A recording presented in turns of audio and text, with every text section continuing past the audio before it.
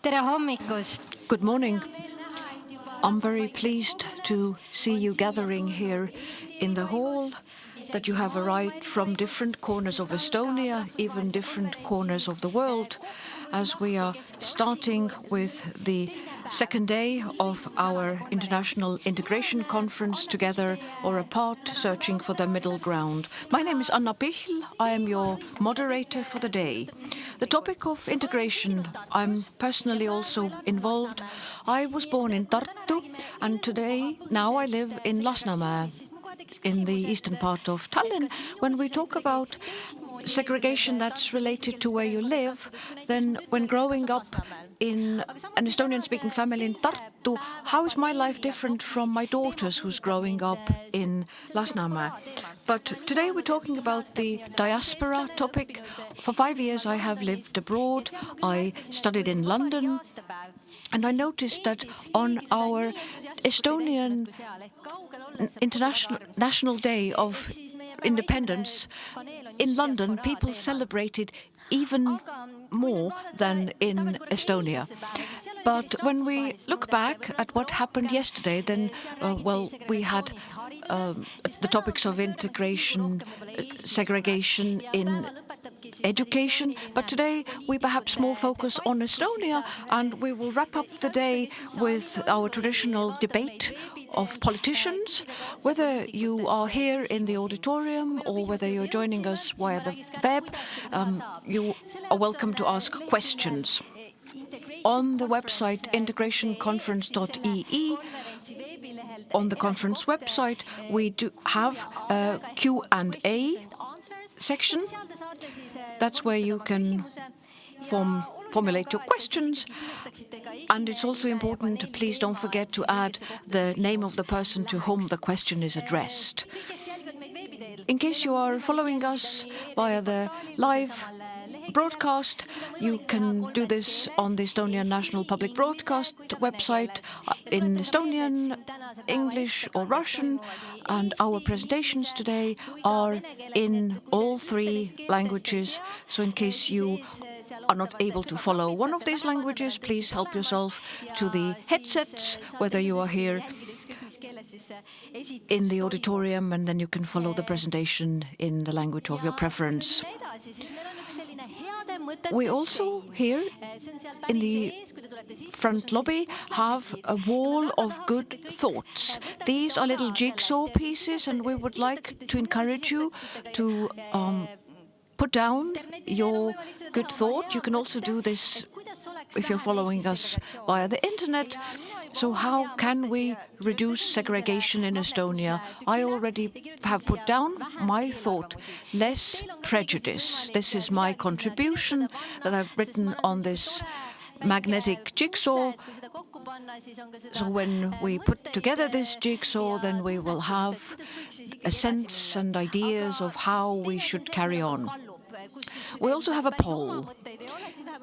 In case you don't have your own good ideas, then you're welcome to participate at the poll. And our today's poll question is: what can I do in order to decrease segregation? Answers are to integrate with people of different nationalities, religions, or skin color, to research the topic of segregation and keep the topic constantly topical, so to say. And then, the last option is that I cannot do anything to reduce segregation. We also are looking for your feedback at the end of the conference. Please let us know what we did well, what can we always improve. So feedback is always welcome. But we are ready to continue with our first panel of the day, and it's being led by Anneli Reima, who is from the Ministry of Culture, and she is in charge of the international relations at the ministry. So Anneli, the floor is yours.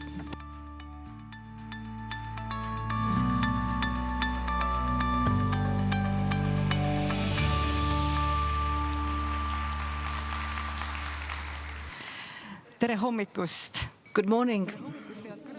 Good morning, ladies and gentlemen, participants. I'm very pleased to be here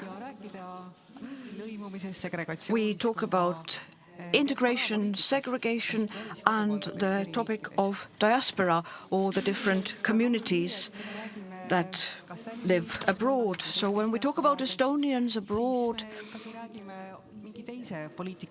then we always discuss a different context of policies. So linking integration and diaspora, this is actually quite unique because the world is open, people move, they travel, study, work abroad. But at the same time, we keep in touch with our home country. So what does it mean for those who have gone abroad, for the target country that they have gone to? This is the topic that we will discuss today. And these communities of people abroad in different countries, other continents, or in Estonia, they're not homogeneous. Often things depend on the historical context, how these communities have emerged. I have the pleasure to lead this panel today. We have interesting presenters from the UK, Estonia, Ukraine.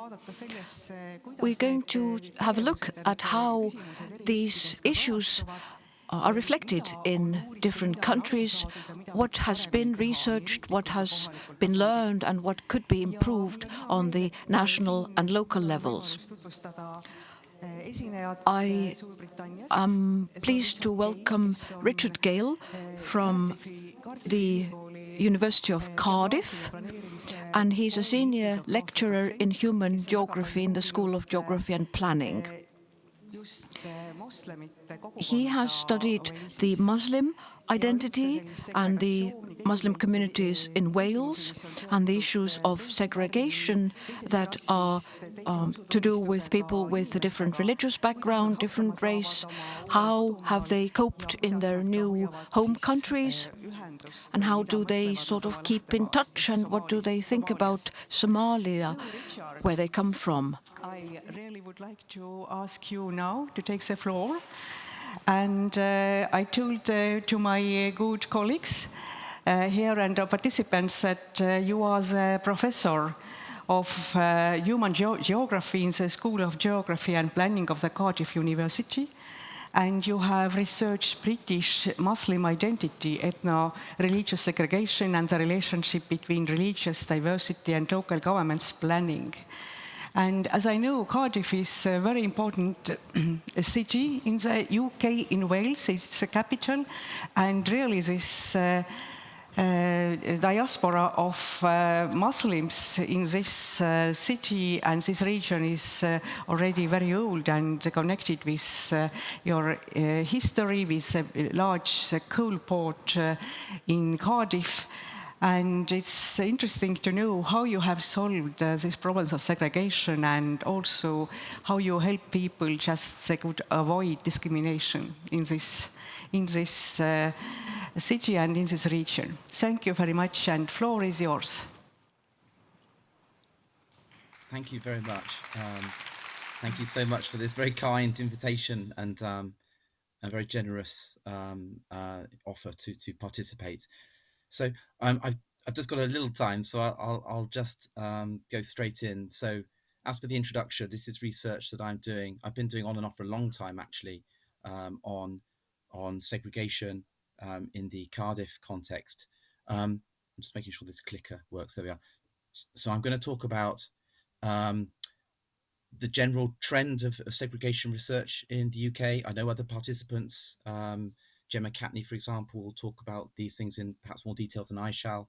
But just to set the scene for what I'm going to talk about today, really there are I guess kind of two key themes I want to get across in this short time. One is that segregation in the UK context has been falling, and this is a good thing.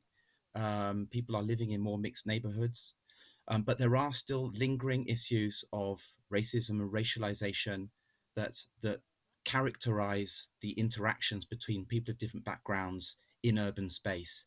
And I'm going to be talking much more about the latter. So I'll say a few things about segregation, and then I want to talk about some of my emerging data from research with the Somali diaspora in Cardiff. So as I'm saying, the scholarship in the UK context on segregation has been very powerful.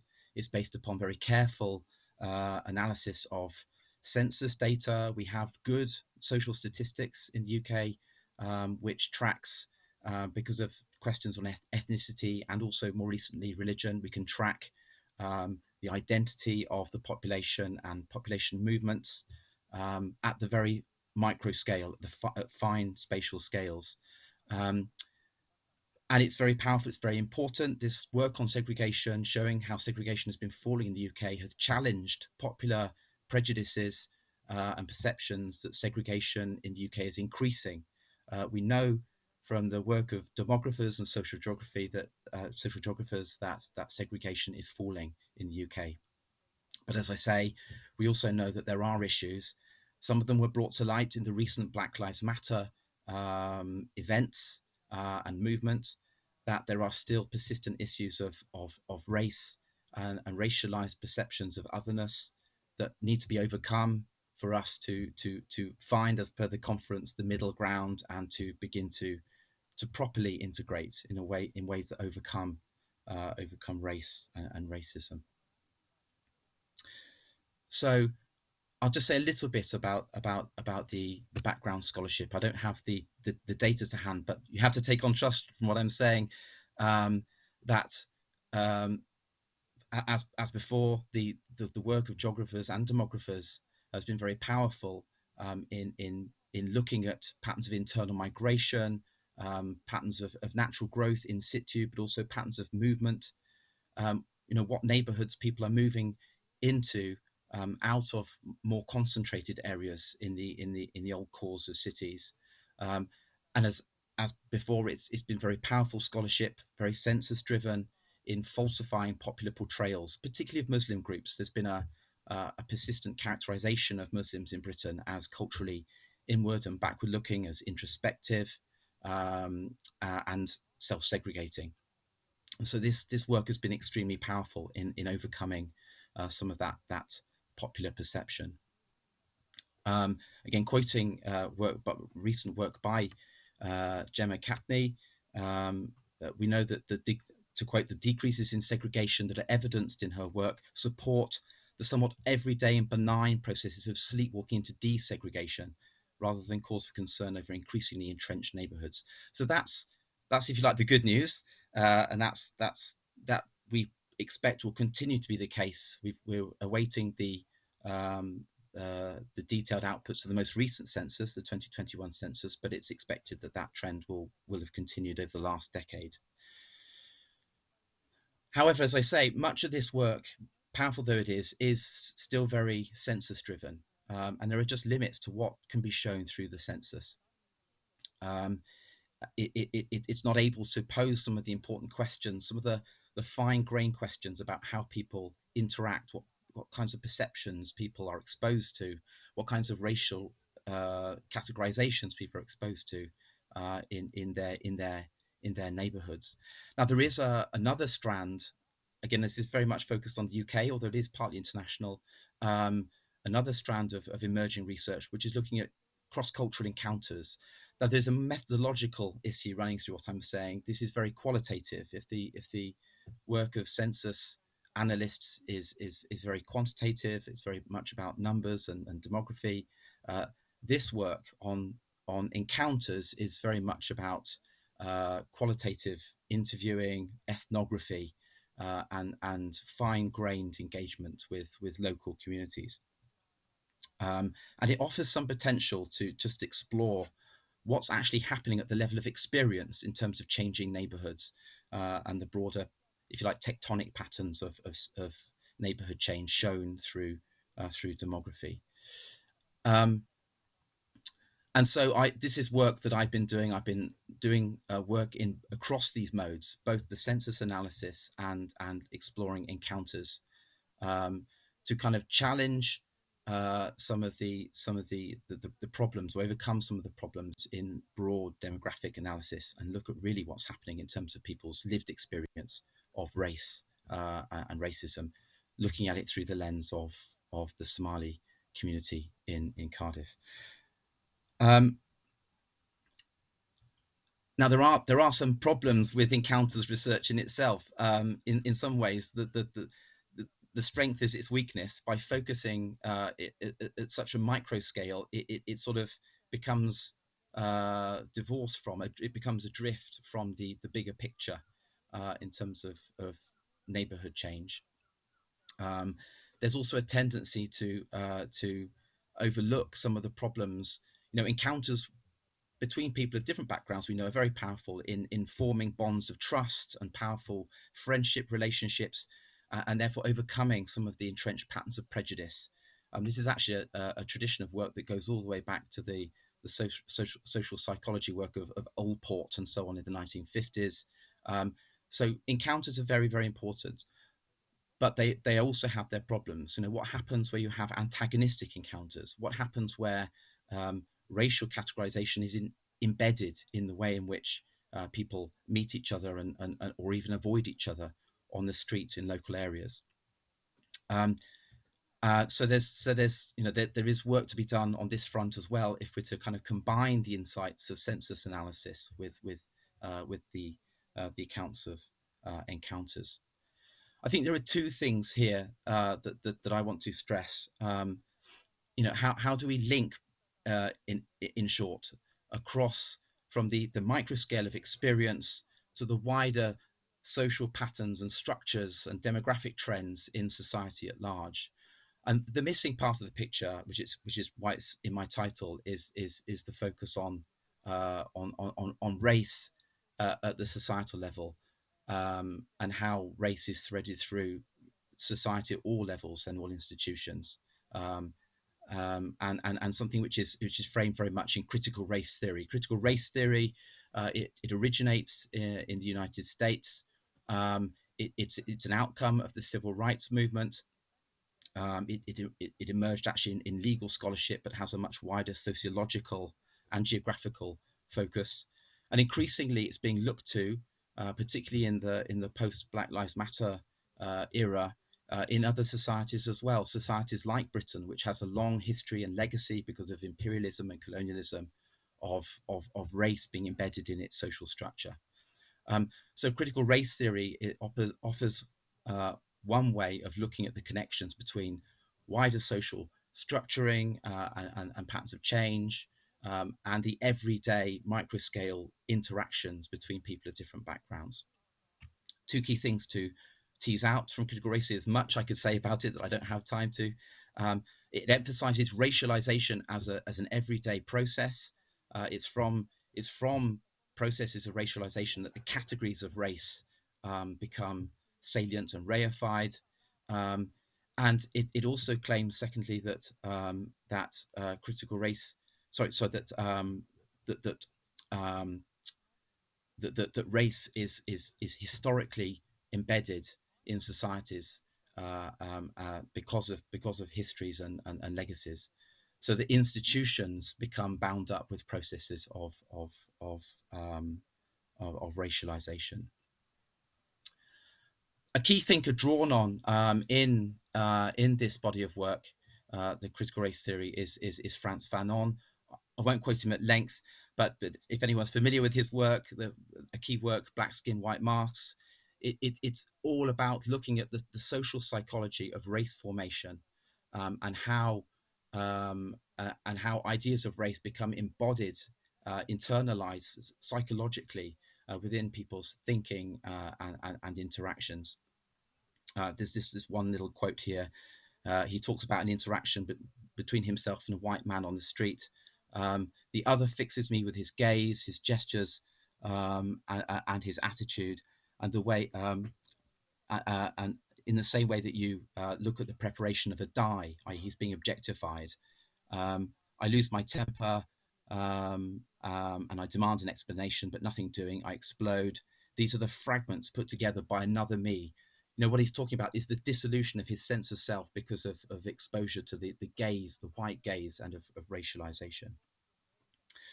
This is very consistent with the critical race theory approach, and again offers scope to look across the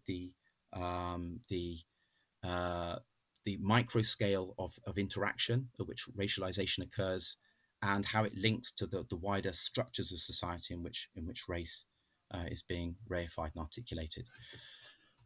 These are actually longer slides than I'd thought. So this is the longer version of my presentation, so I'll go quite quickly through this section. As I said, this is work that I'm doing with the Somali community in Cardiff. Cardiff has a long-standing community of Somalis. They are a strong diaspora. They have strong ties to the Somaliland homeland. Somaliland was previously a protectorate of the British Empire, and there was a long tradition of Somalis working on the merchant ships of the British Navy, and they jumped ship and they stayed in the port cities of the UK, in Cardiff, in Liverpool, in Bristol, and in London, and then subsequently moved inland to places like Birmingham and Sheffield.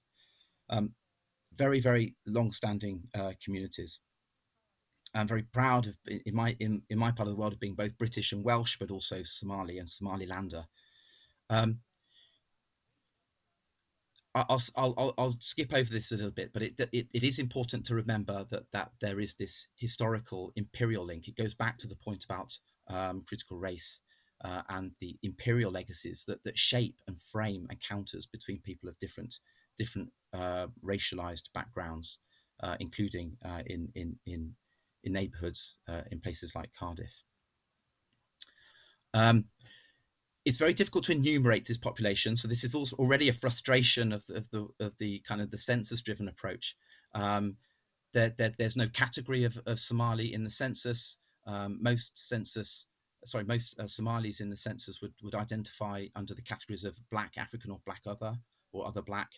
And so we're working with estimates here. It's estimated that in Cardiff the population is around 10,000. It's probably more than that. And many of those are British born. And it's a very youthful population and predominantly a Muslim population.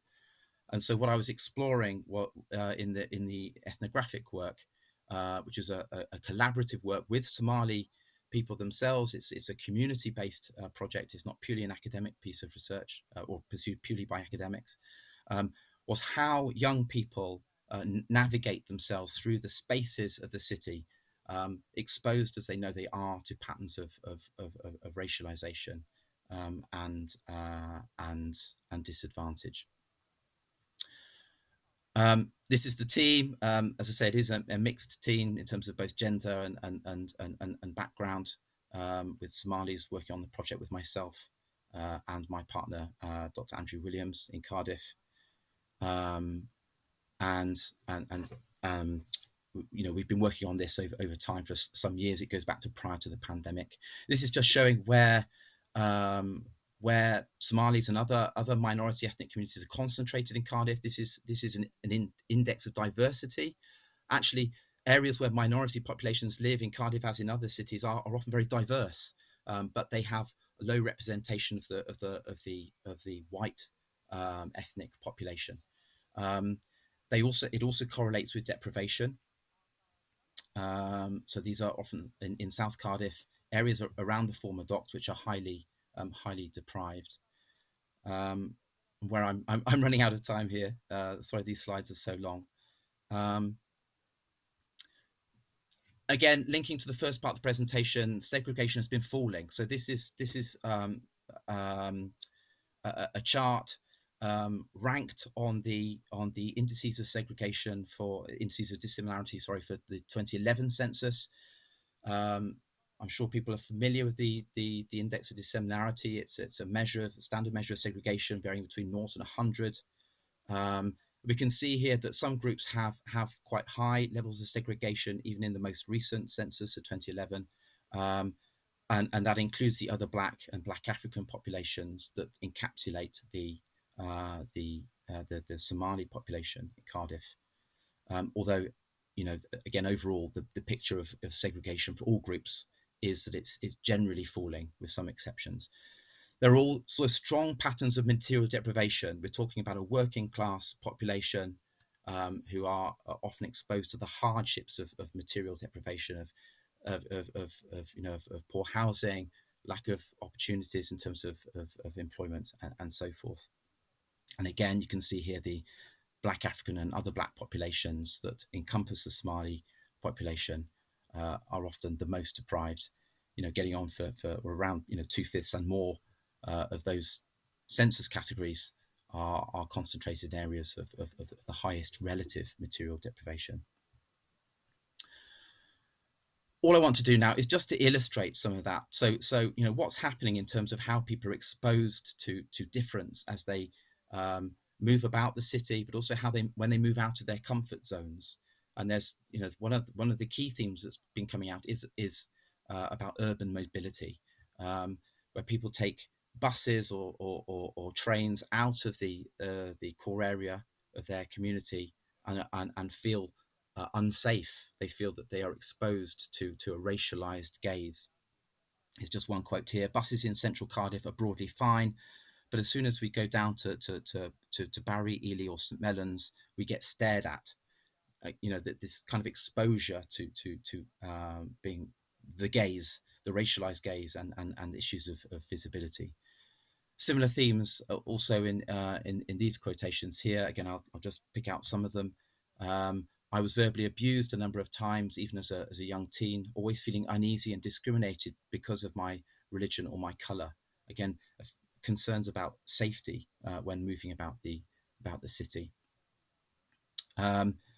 Here's a young Muslim man talking about issues of fear that he feels exposed to. "I think it's just me, but when I wear Islamic clothing outside, I feel the need to smile constantly at non-Muslims to show that they shouldn't be afraid, and I shouldn't have to. But the way things are going, it makes me want to." So, performing in a way that tries to manage his own fear, but also overcome the fear of the other in the sense of the wider white population. Just trying to click the okay. I won't have time to go through these in any great detail, but mobility is a source of challenge.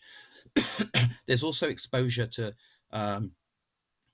educational discrimination, issues of teacher perceptions, and also wider student attitudes. There has been a persistent problem of underperformance, or had been, I put it in the past actually, of underperformance educationally of Somalis in Cardiff, but that's because of community activism. That's corner has been turned, and actually there are some very high performing Somali students and pupils in Cardiff. But it creates an onward problem, something that we're calling in our written work fractured transitions. There's an issue of Somalis overcoming prejudice and discrimination in educational spaces, schools, colleges, and universities, but they're not being able to gain employment because of discrimination in employment, and having to take employment which is lower than their educational status, taxi driving and call center employment being some of the key ones.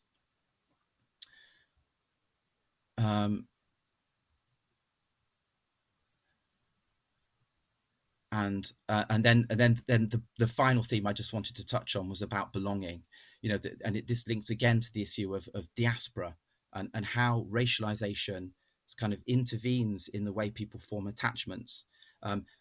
Amongst many of the Somalis that we've been working with, there's a very, very strong, as I said before, a very strong sense, a proud sense of being Welsh and being British, and also of belonging to Cardiff. Many of the young people were born in Cardiff, but they also have a strong sense of attachment to Somaliland, and in part that's driven both because of parental ties and mirroring what the parents think in terms of their attachment to Somaliland, but also secondly because of negotiating racism that they're exposed to in the Cardiff context, a sense of trying to figure out where they belong. Do they belong in Wales, in South Wales, or do they belong in the homeland?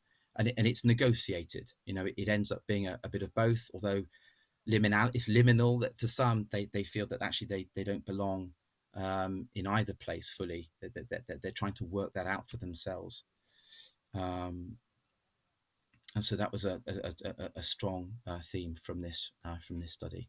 I'll bring this hurriedly to a conclusion. In short, what I'm trying to argue for here is an approach to studying issues of race and ethnicity that builds on the strengths of census-driven quantitative demographic analysis that is showing some very important insights in terms of what's happening in neighborhoods, where people are living, where people are choosing to live, and how we are increasingly over time becoming a more mixed, less segregated society, but which conjoins that insight with more fine-grained investigation of the kinds of negotiations that people are having to enter into, particularly of non-white minority ethnicity, to adjust to what continues to be, in many areas, a society reflecting patterns of race and a history of racism.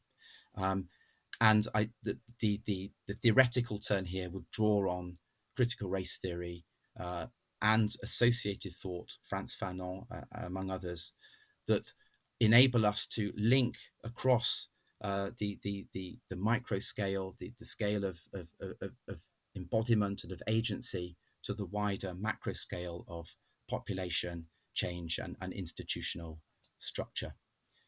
And I think this is very important in terms of, again, coming to the focus of the conference, how we find the middle ground and how we find ways of negotiating our belonging in a manifestly diverse society and a diverse future. And I'll leave it there. And apologies that I went over time.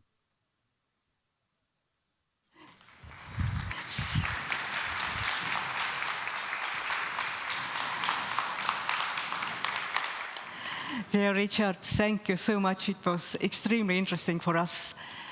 And I even didn't know before that you have that kind of questions and problems, and you really research this issue very, very deeply. It actually gives us very good answers, how to go further, how to act, how to build the bridges of trust between different ethnic groups. And I understand one of the key words is education, and also contracts between the people, that you know each other, and it takes off the mistrust. Is it true? Yes, absolutely. Absolutely. Critical. And we have also here in the audience possibility to put the questions, to ask something, which is interesting for us. Here in Estonia, we don't have so much big Muslim community actually still.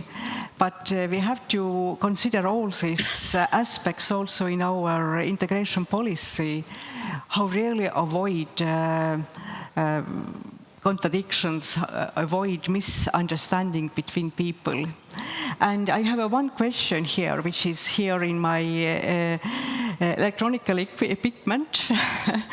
And I would like to ask you, so the question is, also it's important to understand the reasons of segregation. Question remains, what could be done to encourage desegregation and overcome discrimination? Very basic question to you. No, it's a fundamental question, isn't it? I mean, I do feel that actually, in part, the answer is in creating the opportunities for dialogue and for coming together. And actually, this is the kind of work that is being pursued under the heading of encounters. There's actually I haven't had time to touch on it, and perhaps other speakers, if I know there's at least one other speaker from the UK, might touch on this. There has been a project of developing policy under the theme of community cohesion in the UK. It's quite contested. There are problems with it, um, but some part of it was well focused in terms of trying to think about how to bring together people of different backgrounds so that they can overcome some of those lingering issues of stigma and prejudice. In terms of the work that I do with, particularly with young people of different backgrounds, not only one background, of different backgrounds, one of the things that came out of that kind of social policy were things like youth parliaments. Um, really, really important. In terms of bringing together people, young people of different backgrounds who might not otherwise meet in their neighborhoods, to find common cause and find common ground, and often think and begin to think politically, and critically, about their social worlds. Um, and of course, schools. I mean, there's a lot of work also parallel to the work on segregation in neighborhoods in terms of segregation in schools. But schools and co-education are critically important in terms of offering opportunities uh, to meet, to form friendships, to form bonds, and to create the terms of social trust. But particularly for young people in that kind of formative, uh, period of life. Um, so but it really is about creating opportunities for meeting and dialogue, and encounter. I think broadly construed. Thank you so much. I myself have one more question, very short question to you. You told before that the Somali diaspora in Cardiff, they know also or have connections with your motherland, with Somalia. And my question is how much the young people or these people know about the history of Somaliland, and do they have a special subject at school as well, like history, culture of Somalia? That's there are two linked questions there. I mean, the young people that I know, are very conscious of their connection with Somaliland, and I stress that it is Somaliland. It's difficult, because the international country is, as you know, I'm sure, is Somalia. Somaliland is an unrecognized, kind of seceded, self-declared autonomous state within the territory of Somalia. Most Somalis in Cardiff, and in some other places too, um, um, trace to Somaliland, which was the old British protectorate. Um, and there's a huge awareness and cultural consciousness of being a Somalilander, in Wales, and in other parts of the UK. Um, and that does become politicized for young people that I know and work with. They There's been a huge sort of agitation to get British recognition of an independent Somaliland. It hasn't happened for a variety of complex reasons geopolitically, um, but young people are very involved in that. So there is this hyphenation of their identity as being both British and Somalilander. I mean, ethnic Somali, but Somaliland in the territorial, the national identity sense. Um, in terms of education, there is it's not. I mean, I think there's a broader question there about how far and to what extent issues of British imperialism and its legacies are taught on the curriculum. Now, it's a while ago that I was at school, but from what I hear, there's still an insularity in the way history is taught. For example, the Industrial Revolution is taught in a sort of as part of an island story in the UK, rather than a global story in terms of the emergence of empire and the creation of markets and the exploitation of resources. Um, and so broadly, I think there is a lack of you know both broad and specific educational discussion of these kinds of topics. But it is changing, and there is, I speak very much from a South Wales perspective rather than the wider UK. The Welsh government, and the Cardiff City Council are quite progressive in some key areas in terms of acknowledging the importance and the history and the connections between Wales and Somaliland. So Cardiff City Council has recognised Somaliland's right to exist as a separate state, um, and the Welsh government hasn't. But those discussions continue, and there is a lot of support for Somalilanders in Cardiff as an important diaspora group. Um, so it's changing, but there are further changes that need to come in that respect in terms of education. Yes, thank you so much, Richard. It was really interesting for me. I think we could have a long discussions about it. Thank you so much, and applaud to our first presentation. Thank you. Thank you very much. Thank you. And now I'm going over to Estonian language. Nüüd ma lülitun ümber eesti keelele. So I'm switching over to Estonian. I'm very pleased to invite our next speaker, Kate Spiegel, my colleague from the Ministry of Foreign Affairs. And she is a counselor on diaspora policy, and she's also involved in everything that concerns Estonia abroad. She's also worked at the Estonian Ministry of the Interior. She has studied abroad in Romania, in the UK, in Georgia, and if I remember correctly, well, she'll actually tell us herself, and her topic is about Estonians abroad. So how do we perceive Estonians abroad?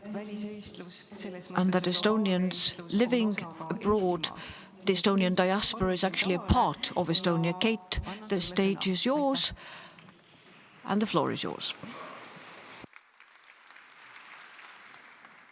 Good morning. It's my pleasure to be here. I would like to welcome you here at the Culture Cauldron and those of you who are following us online. As Anneli, my colleague, mentioned, my name is Kate. I work at the Estonian Ministry of Foreign Affairs, and for 3 years I have been shaping the Estonian diaspora policies abroad. I'm very pleased to discuss this topic, Estonians abroad.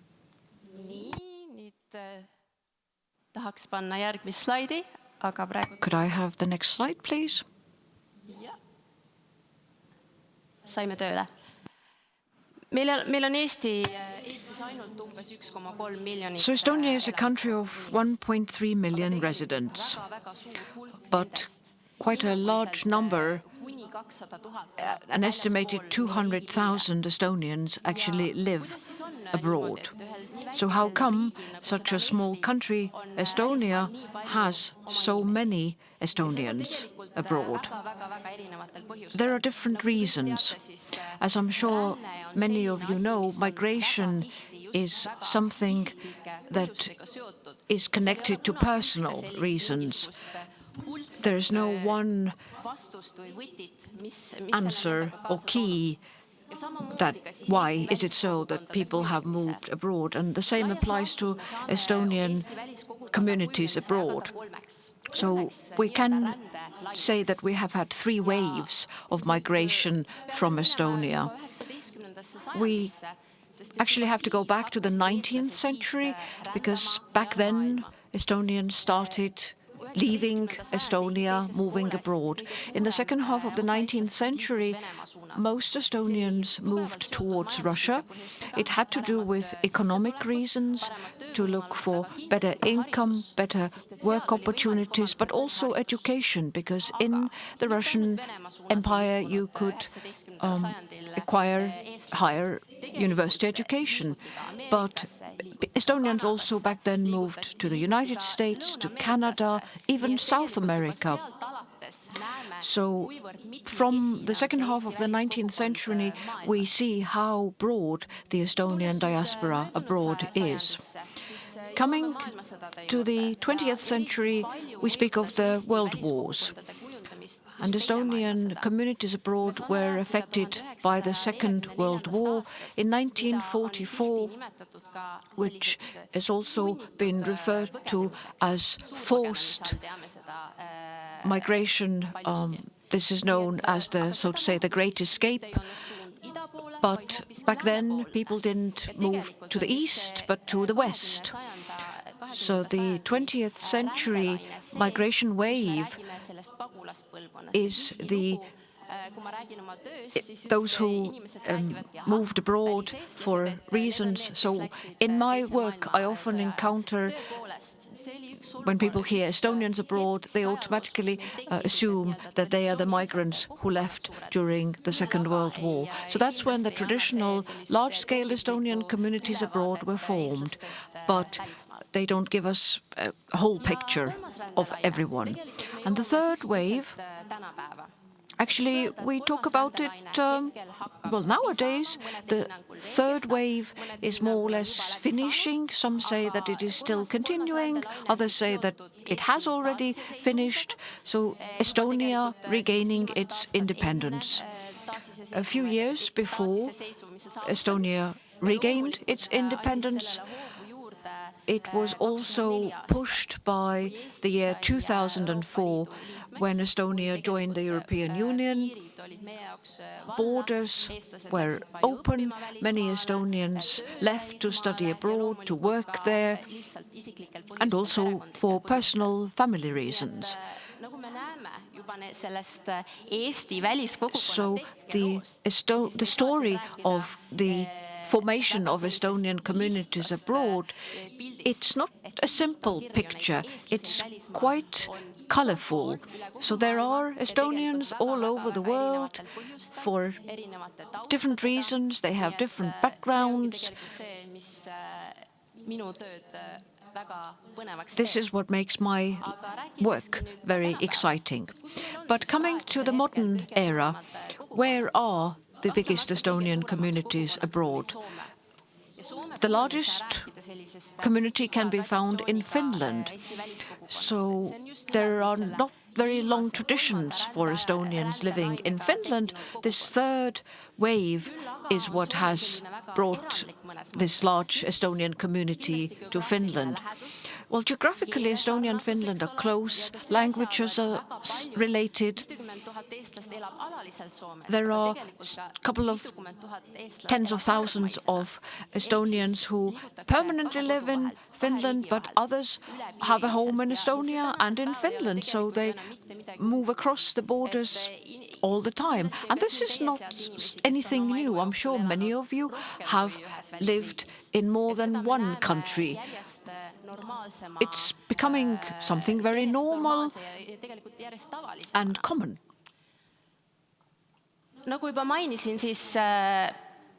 As I already have mentioned, these migration waves mean that we cannot just talk about people permanently living abroad. As I explained on the example of Finland, people move, but there are also people who have returned or those who are planning to return to Estonia. And the last few years have been quite positive because more people have returned to Estonia than have left Estonia. So our net migration has been positive over the last couple of years. But coming to the topic of our conference, searching for the middle ground, Estonians living abroad, where are they in our view? So how do we view them from the Estonian point of view, and how do they see us based on where they are located? There is no one simple answer.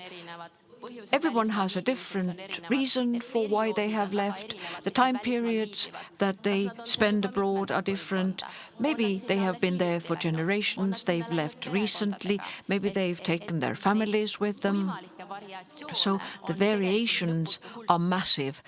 There's an endless number of them.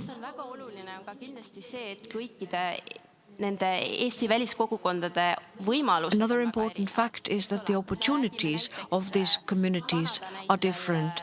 Based on the Canadian Toronto example, where for decades many Estonians have lived, they have organized themselves into various societies,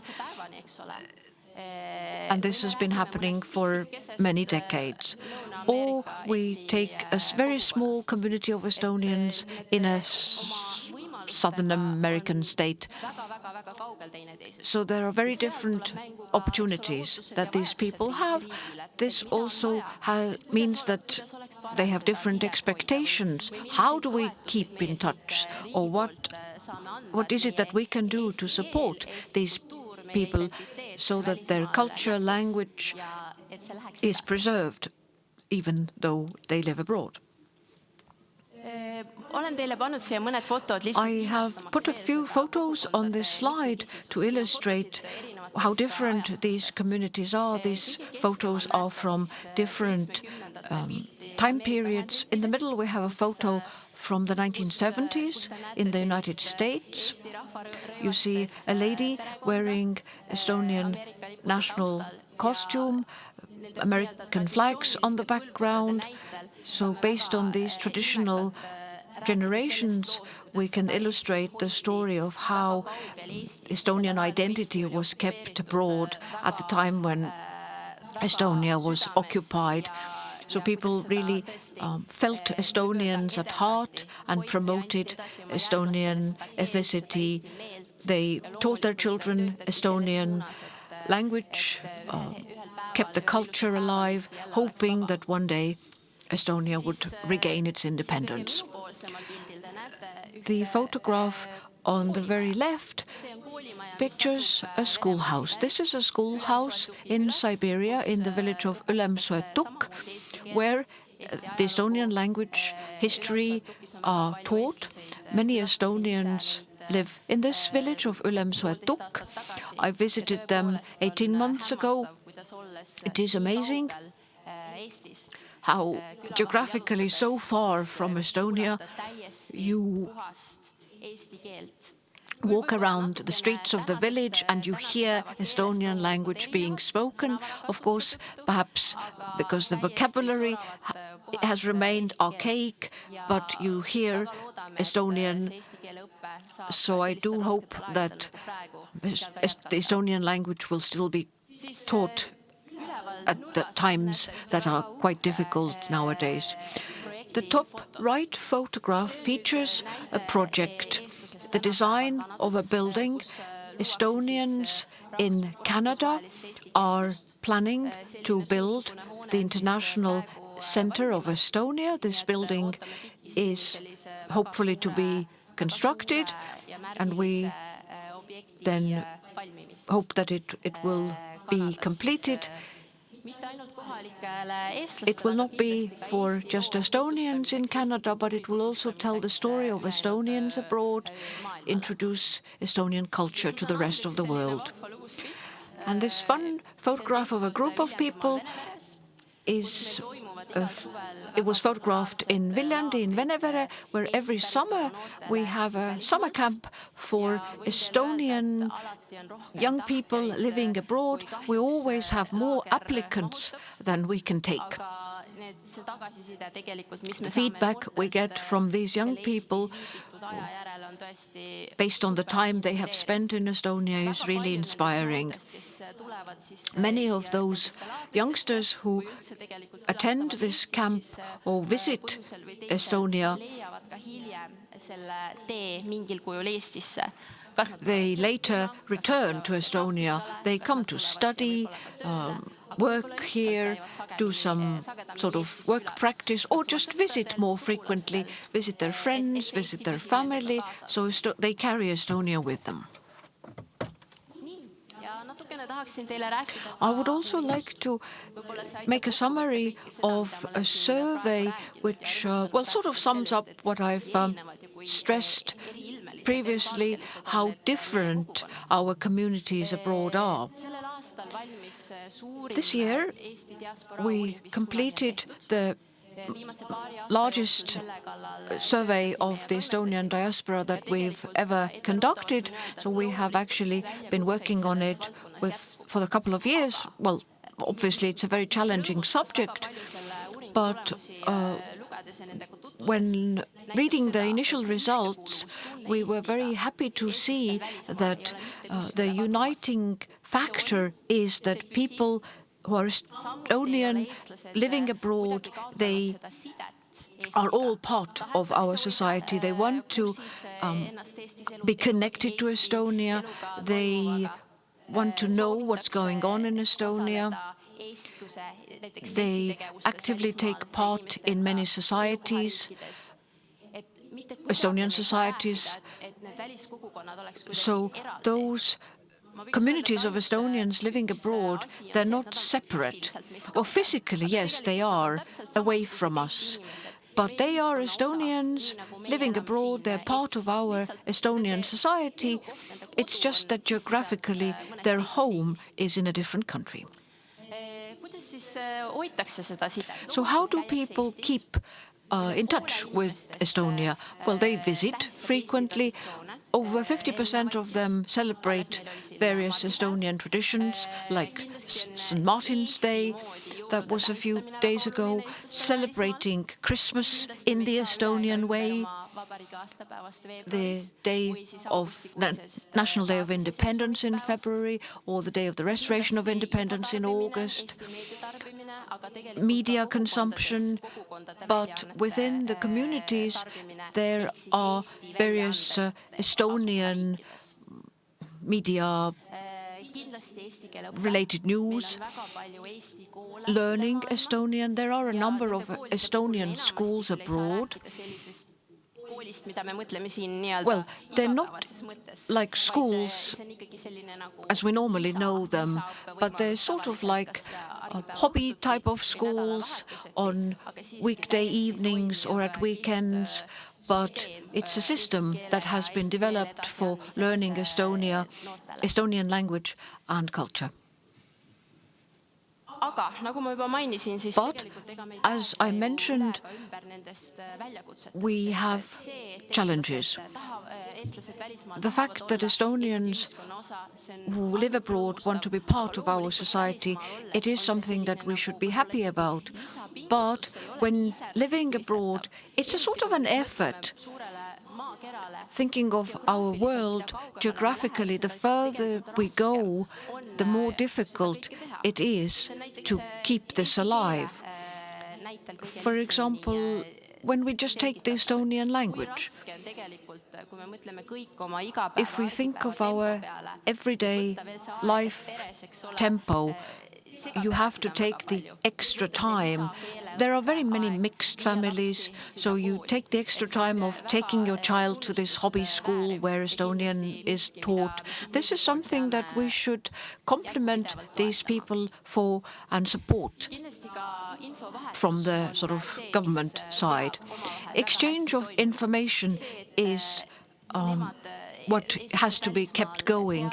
Estonians abroad know what are the opportunities that the government offers, what are the projects that we fund, what are the support services.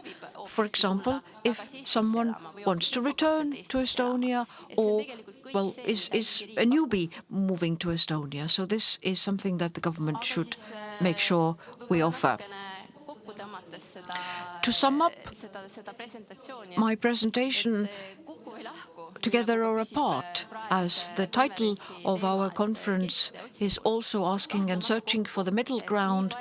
Well, obviously together there are so many different stories and reasons for why Estonians have gone to live abroad. They are part of our society, and we see that from our Estonian side, and we need to make it more known to the rest of the society that these people are part of our society. And the ones living abroad, they consider themselves part of our society. They want to know what's going on in Estonia. Often these people also participate at the elections. We have general elections coming up in spring. They teach their children Estonian, which is a wonderful thing. So as long as if the Estonian language is not kept alive abroad, then no matter how important it is, it's not really a factor that, we ignore. Yesterday, I returned from a trip to North America, met many Estonians. In Canada, I met a lady who was a fifth-generation Estonian she didn't speak much Estonian, but she considered herself Estonian. She feels united to Estonia, where she's from and where she grew up. So she feels that she is Estonian. And this is something that we should praise, that everyone has something that makes them connected to Estonia. I'm also happy to take your questions. I'm also going to be here throughout the day. I would like to encourage you to get in touch with us at the Ministry of Foreign Affairs. Please look at the survey materials. The report is available in full on our ministry website. Please have a look at our action plan. I'm afraid due to time constraints, I didn't have much time to talk about what the government is actually doing. I just gave you an overview, but we are always there to discuss and give you the information. I would also like to look at the website globalestonia.com. This website has a lot of practical information, what our Estonian communities abroad are up to, what events they are organizing, plus everything else. Thank you for now, and perhaps you have some questions. Thank you, Kate. Thank you for this presentation.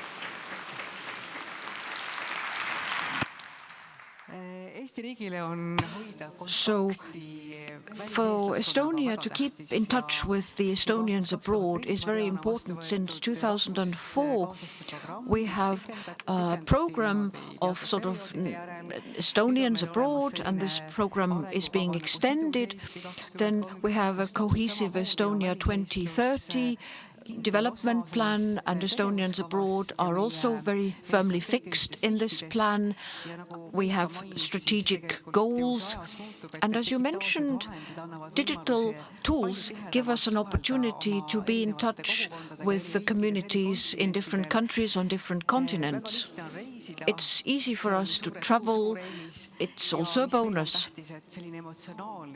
And keeping emotional ties, as Kate, you mentioned the fact that you're a fifth-generation person from Estonia, but you don't speak Estonian, but you still feel Estonian.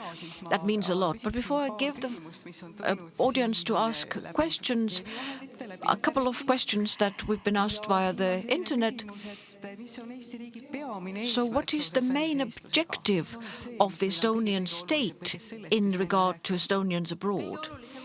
The most important is keeping in touch, a two-way communication, that we in Estonia acknowledge that we have so many Estonians living abroad. I believe that most of you know someone who lives abroad, either back and forth between two countries or permanently abroad.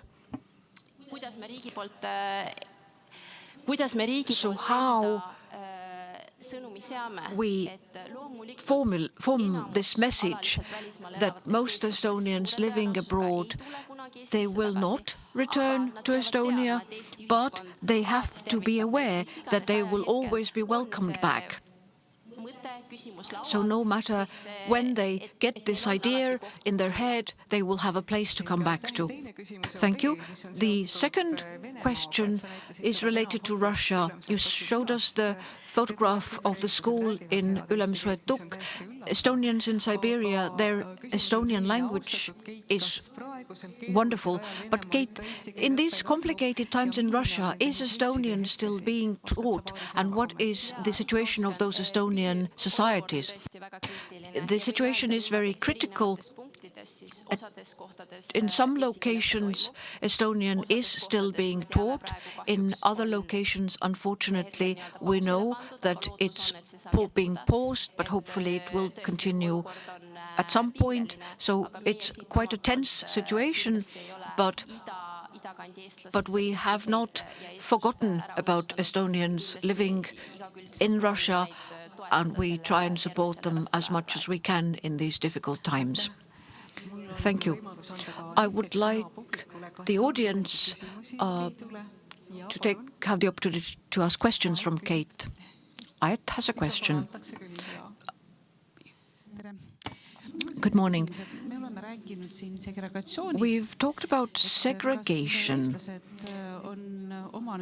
Estonians in their new home countries, are they very segregated, or are they sort of successful in integrating into these new societies? It's a very good question. I can say that, well, we cannot sort of give a concrete fixed answer. It depends on when the person has moved away, how long they have lived there. For example, this fifth generation person who has spent their entire life in this other country. But we know what Estonians are like. We actually adapt very well. So on the one hand, it makes life abroad easy, learning the language, entering the labor market, no matter what aspects. Our children are very successful studying abroad. But it doesn't mean that people have lost their sense of belonging. So the survey showed that Estonians are happy and satisfied with their life abroad, but they keep in touch with their home country, Estonia. So I just cannot give you a sort of one answer.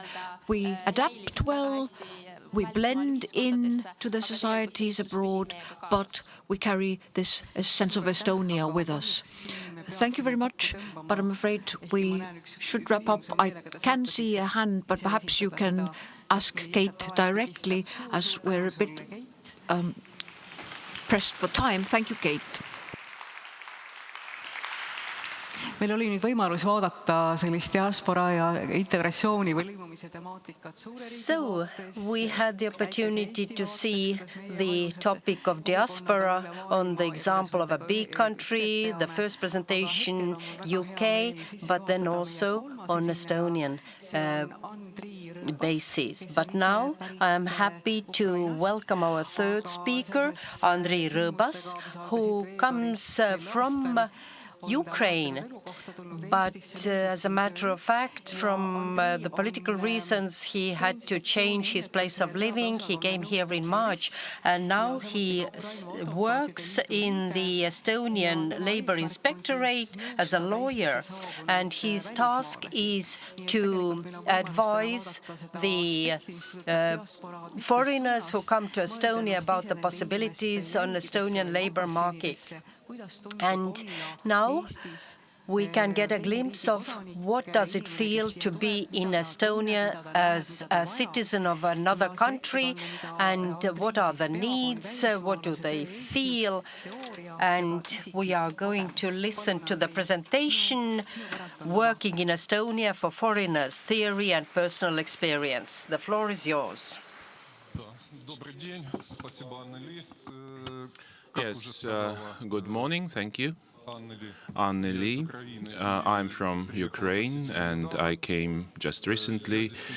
I didn't have any plans to move to Estonia, but today I can speak about my experience from the point of view of a person who came to this country, and as the legal counselor working for Estonian Labor Inspectorate, who deals with people who come from Ukraine. And I'm going to give some specific examples, if you are interested, what kind of problems Ukrainians who come here have.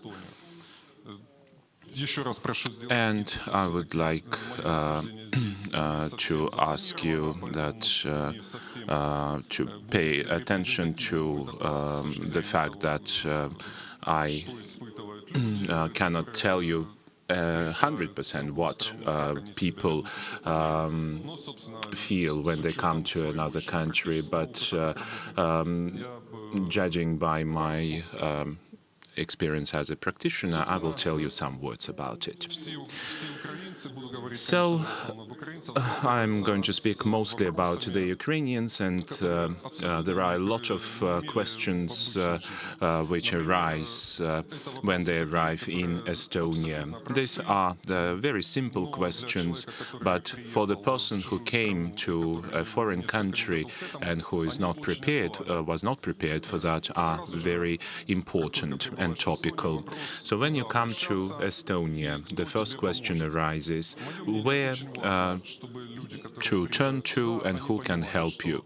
My task is to ensure people that when you come here, everything is going to be fine. Of course, some time will go to have some documents ready, finding a place of work, and sometimes people think that everything should happen instantly.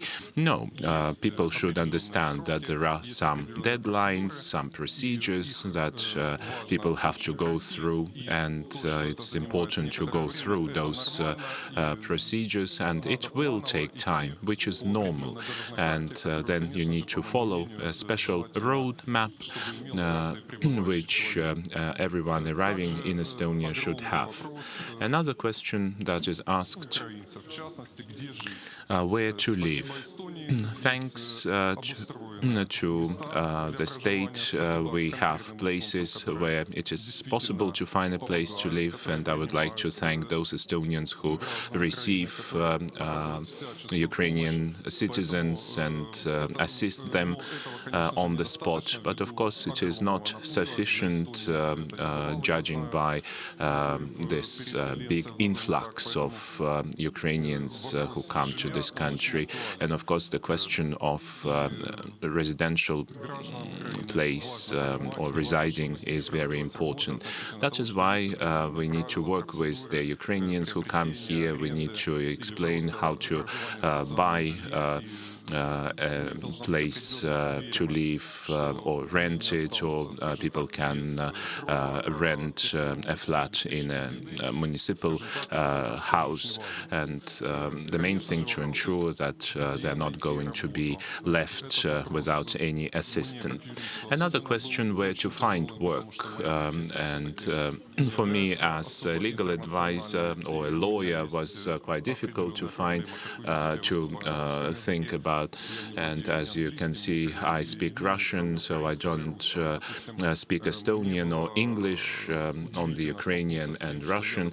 And it was amazing for me to find out that I was very popular in my country, but here I cannot find any work. And of course, the same question arises in the heads of many Ukrainians who come here. And of course, it is understandable, and they do have a profession which is okay in their country, but they are not so. It's not so easy to find work here. Of course, there are some special regulations how to find employment in Estonia, and we need to, of course, talk about that and educate people on this, because the person who has a place to live, who has something to eat, can be useful for the society as well. And these are very highly educated people who come here. They are professionals, and they just need some assistance and psychological support, as I said at the beginning of my presentation.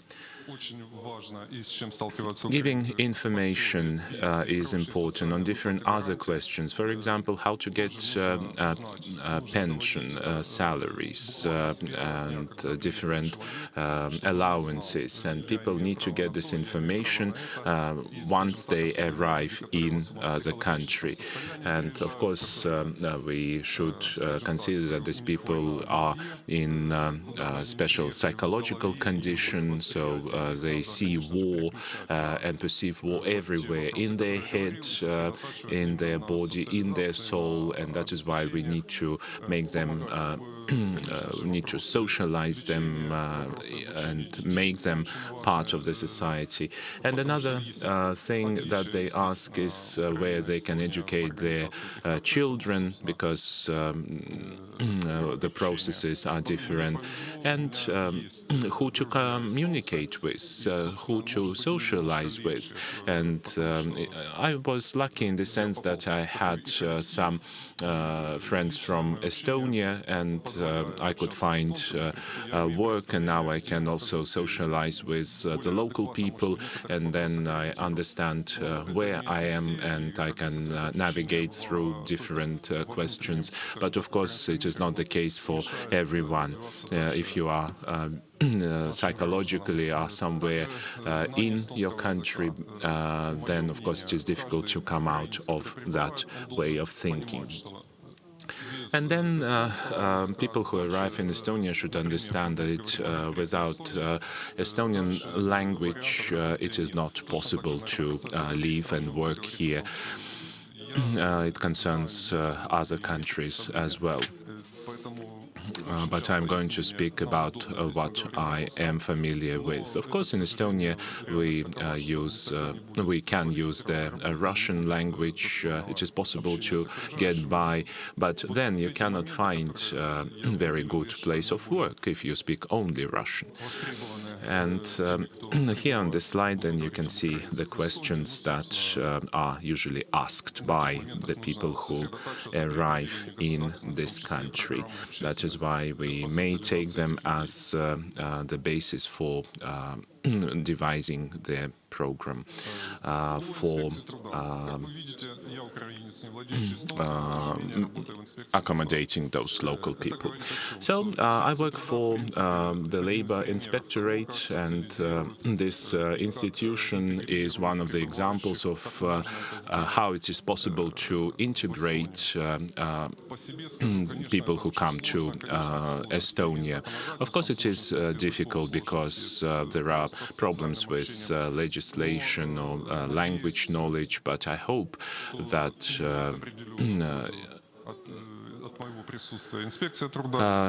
this Labor Inspectorate benefits from my presence at my working place, and later on I'm going to talk how Labor Inspectorate helps people and how they participate in integration of Ukrainian citizens. Here you can see the three main ways they deal with. First is counseling, oversight, and settlement of labor disputes. I deal with counseling. Mostly it may be face-to-face during presentations or using a hotline. And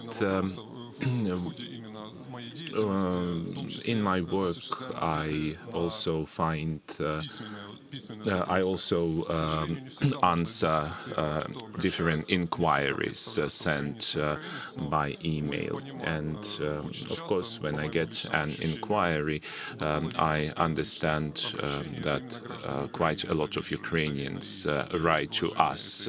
They write in Russian, and it is possible to deduct that those people are from Ukraine using their way of thinking and the way they write their ideas. And then we offer them counseling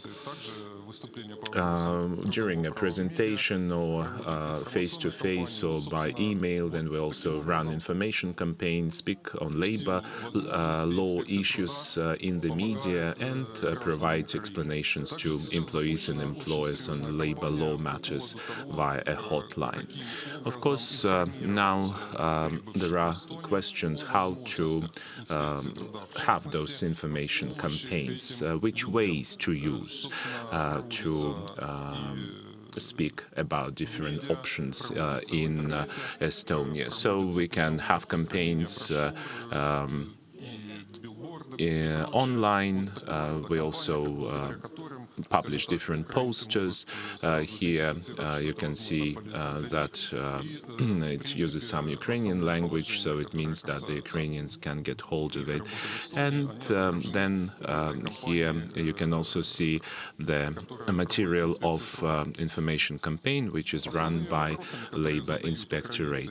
The main questions that are asked is where to look for work, how to talk about work relation, what kind of salary a person can get, how to negotiate an employment relationship, then what kind of holidays there are available, how they can be used, how they're paid, and then how to terminate employment contract.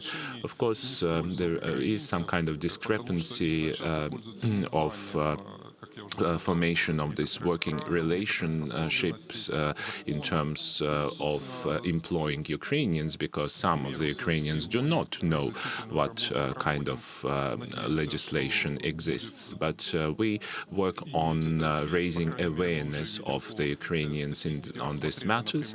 And for example, now when we settle different work-related disputes, then we can see the tendency that most of the disputes are won by Ukrainian employees, and we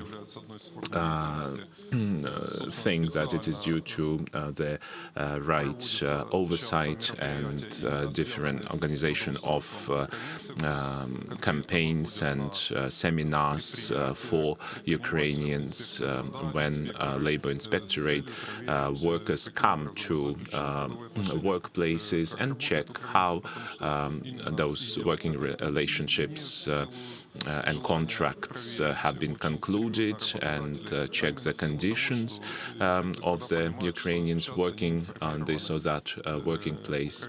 And then, of course, everything is getting better. So here you can see some of the contact information of Labor Inspectorate. People keep calling us, and we help in very many different ways. And I hope that some people, academicians, will also like what I have wanted to talk about. That's it. Thank you.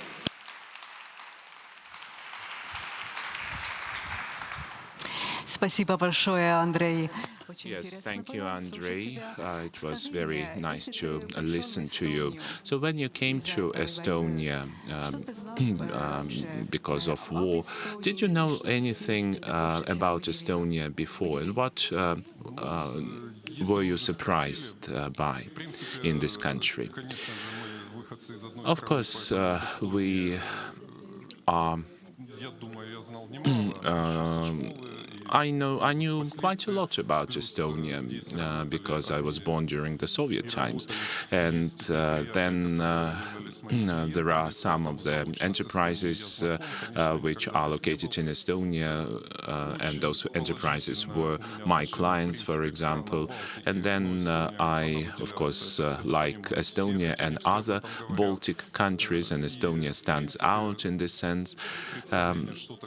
And of course, I knew much about Estonians. They are very hardworking, calm people, and then it is still the same opinion that I have about these people.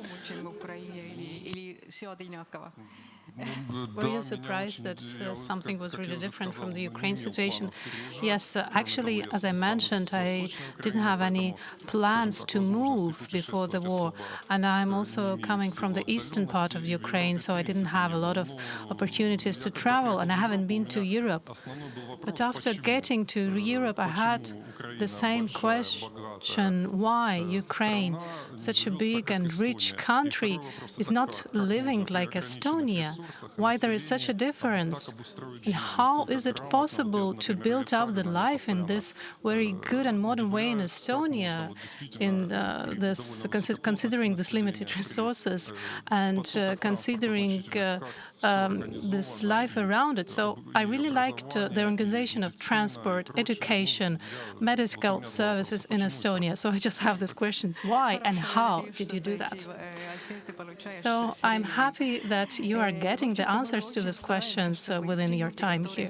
And we really want the people who come here because of the war to get correct information, and we want them to become registered as Estonian citizens. So the people who came here from Ukraine, almost 40% of them already found job, and this is a very good number if we compare it to other countries with a similar situation. But what are the biggest worries? What are the biggest needs of these people? So in connection to work and education, what are the biggest challenges? What is the most ordinary questions that they ask? So, if you're asking about the request to labor inspectorates, then they mostly talk about the wages, about the regime of the work conditions, about the termination of the work contract. So these are the questions that they ask. But in general, the Ukrainians are mostly worried about everything. So they are worried that there will be no electricity, there will be no water, that they won't get access to medication, because they really suffered from this type of conditions, and they are still thinking about that. And this is the first thing on their mind. And of course, they are asking, will I have in future any money so to live and to survive here? So thank you so much. Thank you, Andrei.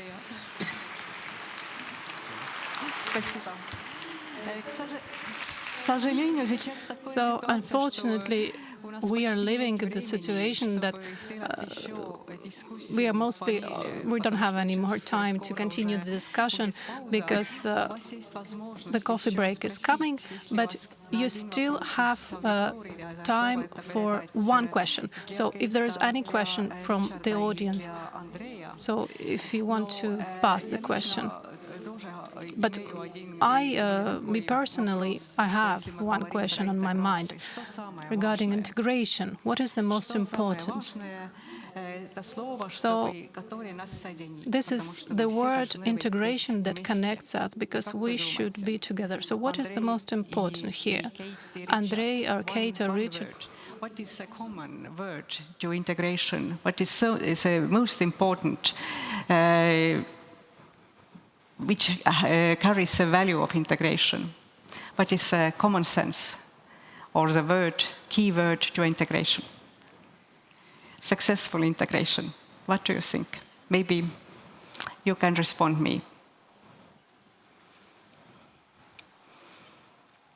Is it freedom? Is it democracy? Is it respect to each other? So I think it's respect to each other. So thank you so much to share your values, share your nice, interesting presentations, and we really are going all together forward to a great, better Europe, better world. And thank you so much for your kind attention to the subject, diaspora, integration and migration. Thank you so much and have a nice day. Suur tänu, Anneli Reima. Teeme tõesti suure aplausi selle suurepärase juhtimise eest. Aitäh ka. Thank you, Anneli Reima. Let's thank her also with an applause. I would also like to thank all the speakers for interesting presentations. And let me remind you where you find the coffee that we serve during the break, but also please don't forget the wall of good ideas and attach your puzzle bit on there. And after the break, we are going to speak about the residential segregation. Thank you.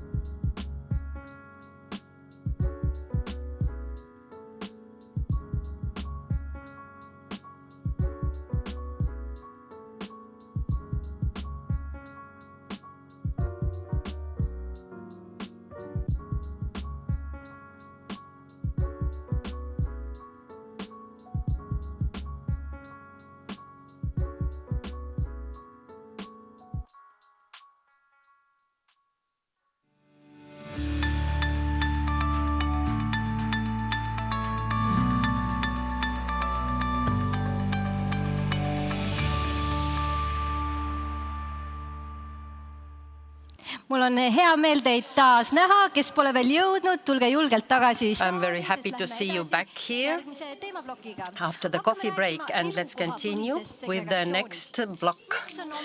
And the name of this block is residential segregation. Why is it so important where we live? Does it mean that the starting point for somebody who lives in Kalamaja district is better than the one who lives in Lasnamäe? As a matter of fact, I have to say that the first intended speaker, Gemma Catney, can't participate because he is sick, but I am going to call the next speaker, Kati Kadarik, and she is going to speak about daily mobility patterns, reducing or reproducing inequalities and segregation. Kati, the floor is yours.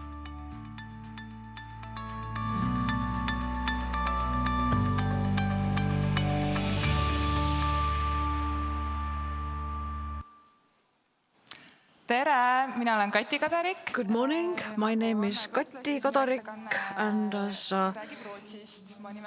Anna mentioned, I worked at the University of Uppsala in Sweden for 7 years, and my presentation is based on an article that we wrote together with Swedish colleagues. At the moment, I am working in Tallinn at the Estonian Center for Applied Research Center. So the mobility patterns, do they reduce or reproduce inequalities and segregation? So we were supposed to have another presenter whose presentation would have been in English, so my slides are actually in English, but I will convey the messages in Estonian. So as I have an academic background, the structure of my presentation is fairly academic, just posing the research problem. Why is it that we are studying it? What is the aim? What type of districts we studied? I mentioned Sweden, that was the clue. So what kind of data and methods we have used? Most of my presentation focuses on the results of the survey, and I'll also draw some conclusions and throw some discussion points in the air. Yesterday we discussed then the research problem. I perhaps won't go too much into it, but just to pose it very simply, we all live in different locations and places, different neighborhoods. We meet different people. So that is how we get different opportunities in our everyday life. Segregation is an issue in many cities. It's also actually an issue in Swedish cities and towns. Researchers and theory have agreed that segregation creates inequalities and reproduces inequalities. Yesterday we talked about the segregation theory and segregation in general, so I won't go into too many details. So how much time do we actually spend in our neighborhoods? We move around, we go to different environments, we meet different people, we travel to work, we take our children to school, we buy food in a shop, we spend our free time with our friends, we maybe go into the forest for a walk, we do sports and spend time on social media. So it is quite unclear how well our neighborhood actually reflects the fact what kind of people we meet and what kind of environments we hang out in. So these are our daily mobility patterns. Whether these patterns, they actually make they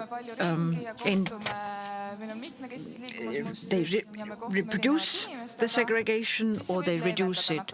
So in case we meet a lot of people, move around a lot, then this actually reduces segregation. So the main aim of our article was to compare these daily mobility patterns, people from different neighborhoods. The neighborhoods were selected based on how many migrants live there. We also tried to discuss how and if these negative effects on segregation can be overcome by mobility or not. We looked at two particular districts, areas of Sweden. So, northwest of Stockholm, they are sort of average districts, 150,000 residents in each, and they have two larger centers, Falun, Borlänge and Gävle-Sandviken. So these are the names of the bigger towns. Why are they so special? Often when segregation is studied and the mobility patterns are studied, it's in larger cities. These are sort of average-size towns. The distances are shorter and the levels of segregation are lower than in larger cities. You can see the map, so the grey and black points are the settled areas. Where there are no little points, then nobody lives there. So we had two databases. We used the population registry data, which gave us the sort of characteristics of the area, and we sort of took 1 square kilometer unit. So every square on the map is 1 square kilometer. We looked at how many people live in this area who are born outside of Europe. This characteristic is actually quite good to determine the socio-economic characteristics. In case there are many people who are from outside Europe, it also means that there are people with low education levels, with lower income levels, or even unemployed. So we categorized these neighborhoods into 3. The first category,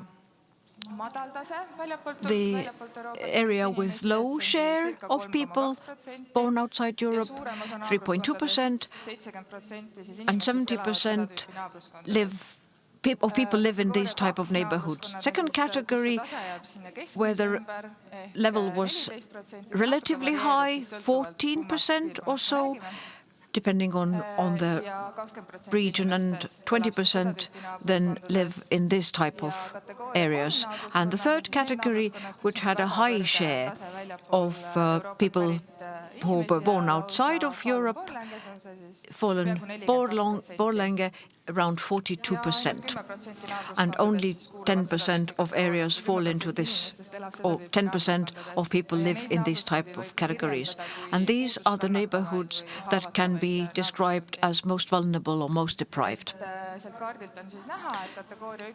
The map indicates that category 1 is light grey, category 2 is dark grey, and the black dots are category 3. So category 3 mostly falls into the cities. The second database we used is the mobile phone positioning, so to see where people go to track their mobility. So we looked at a particular day of the week, Thursday, because research has showed that Thursday is a regular working day. We also looked at Saturday, but I'm not going to go into the data of Saturday. So we have no information on who the user of the phone is. So we don't actually look at the people, but the phone. So we looked at 2 locations where the person is at night, so where their neighborhood is, and where they are during the working day, during the working hours. So the results. So phones can behave in three ways. They can either stay in the 1 square kilometer unit, so more than 50% of the phones stay in the area, they don't leave the area. Category 2 and Category 3 phones, so a quarter of the phones then move around within the region, and about 10%, just over, depending on the categories, they then leave this particular region, either Falun Borlänge or Gävle-Sandviken. So what is the distance? How far do those phones travel? So the length of the trips that are made by those phones, or what's the longest of the journeys made. So phones from Category 1, they distance the furthest and the most, so the distances are quite large. This table and all of those figures, most of you would like to grab your phones and check on what has happened on Facebook, so I'm not going to go into all of the methods, but I would just like to indicate a couple of things. So the neighborhoods that the phones travel to can also be categorized according to the registry data. So what is the nighttime population, but we can also look at the phones that travel to this particular area.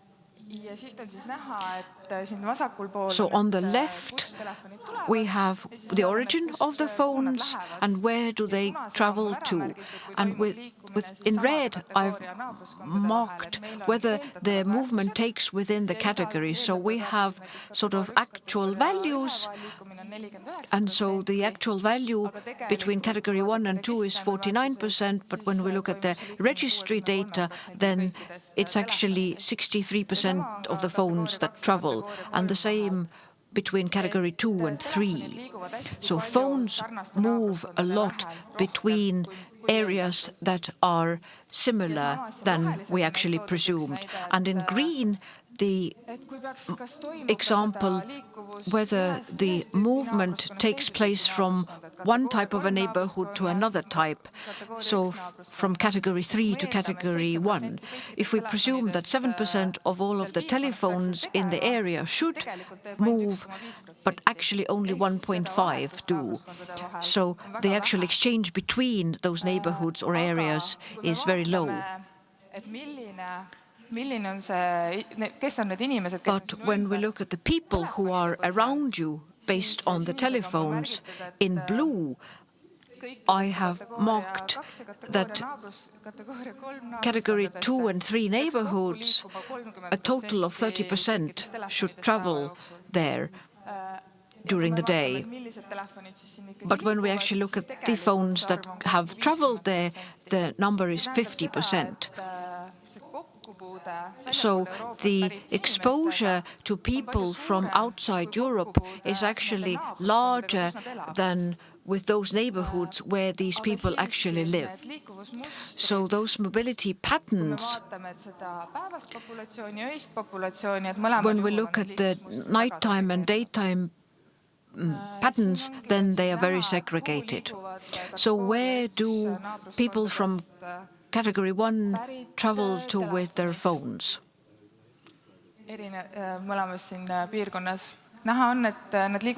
So they go everywhere, all over.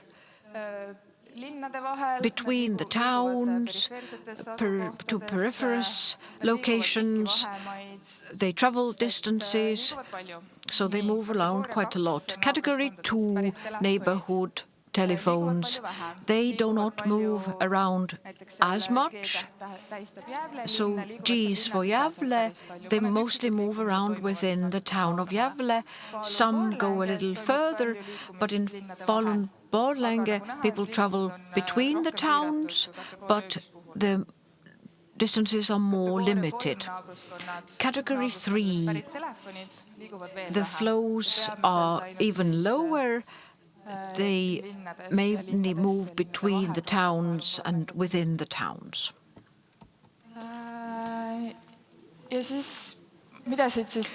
So what are the conclusions? How can I sum it up? So we must say that we do move to other regions within our neighborhood. So the flow, it can alleviate segregation to some extent, but the mobility patterns are highly segregated. So they generally affect people's exposure to different places and different people. Those people who start in areas with high shares of non-Europeans, they are more likely actually to remain in their home unit. So these are mostly people who are unemployed. They have no reason to leave their home. They stay. And much of the mobility is aimed at areas that are similar to where you are from, or where people that are similar to you, they move to the same area as you do, to the same neighborhood. So not as many such studies have been conducted in the United States based in larger cities. It was discovered that the mobility patterns are segregated. So our survey is on sort of towns with an average size of population, so the distances are shorter compared to the United States. People can actually cycle, so that's what Swedes do. They cycle a lot, public transport is available, so the opportunities are there. We then can say that such segregated mobility patterns, they also exist in other cities and countries. Based on the US studies, one of the reasons is that people just don't have any access to travel. But in Sweden, you can cycle, you can use public transport. So the distances and the access to means of travel, they alone cannot explain why those patterns are so segregated. And just as a conclusion, I'd just like to stress that segregation is a lot more than where we live. And in order to fight against segregation and to achieve a higher degree of mix, then we should look outside our residential area. If we focus more on this point that brings us together and the versatility than just the neighborhood, then this gives us ways how to fight against segregation and how to reduce these negative effects. So what could be these potential measures to increase this heterogeneity of the mobility patterns and to be more versatile? So perhaps we should offer opportunities for leisure in other districts, in other neighborhoods. Maybe we should try and change the school catchment areas or motivate people to travel elsewhere. But again, this contradicts what has been discussed with urban planning, and in Estonia as well, we've discussed this 15-minute ideal that ideally within 15 minutes from your home, whether you walk or go by bike, you should be able to access all the services so that you don't have to travel large distances. Schools, kindergarten, your place of work and where you do your shopping should be within this 15-minute radius. But then we get to the point that that's when we get to such a situation where we don't see people from other districts. If I live in Kalamaja, one of the suburbs of Tallinn, and I never encounter people from other parts of across Tallinn, Pirita or Nõmme. So these are points perhaps that should be discussed. This article that we published is available, and if you'd like to perhaps go further into the details of the tables I demonstrated, we wrote it together with our Swedish colleagues, and it was published in a special issue. The title is Vicious Circle of Segregation. We have Estonian academic editors, Professor Tiit Tammaru and Siiri Silmen. Professor Tiit Tammaru has discussed this vicious circle of segregation, so the issue contains a couple of articles about Estonia. Thank you. Thank you. Let's thank Kati Kadarik with applause. Please stay here with us. Just in case, let me ask the audience whether they have specific questions about the presentation. If not, then I use the opportunity and ask myself, because it wasn't very clear for me, it became a bit too complicated. We saw several categories, and we saw that some of them were more mobile, some were not that mobile. Then what is the connection? Can you explain that once again? Who was from where? People with different backgrounds, were they the ones who were moving more, or vice versa? The ones with different ethnic backgrounds were not so mobile. Yes, we categorize the neighborhoods relying on their registered place of residence. So that means that there were neighborhoods where people with ethnic backgrounds outside Sweden lived and others. Yes, the ones who had moved from outside of Europe to Sweden, and there were about 3-4% of such people in some neighborhoods, and then category 3, that was the neighborhoods where more than 40% of inhabitants had come from outside Europe. Yeah, it's easier to say in English non-Europeans, but in Estonian we have that very long explanation. Okay, and you concluded that these neighborhoods where the Swedes traditionally lived, they were more mobile. Yes, but then I also mentioned that actually we don't know to whom the phones belonged. We just follow the mobility of the phone as such, which means that it is highly possible that the phone belonged to somebody else who had a different background. So 40-60%, that's the different ones. So once again, we don't know who had that phone at their disposal at the moment of moving. Thank you very much. And Kati will come back to the stage when we continue with our panel discussion. But the next speaker comes from the University of Tartu, and he conducted a study based on Kalamaja and Priisla in Tallinn. Thank you. This has been a great conference. Thank you to the organizers. Over these couple of days, we have heard a lot of different facts. We've learned many new things. We've tried to overthrow certain stereotypes.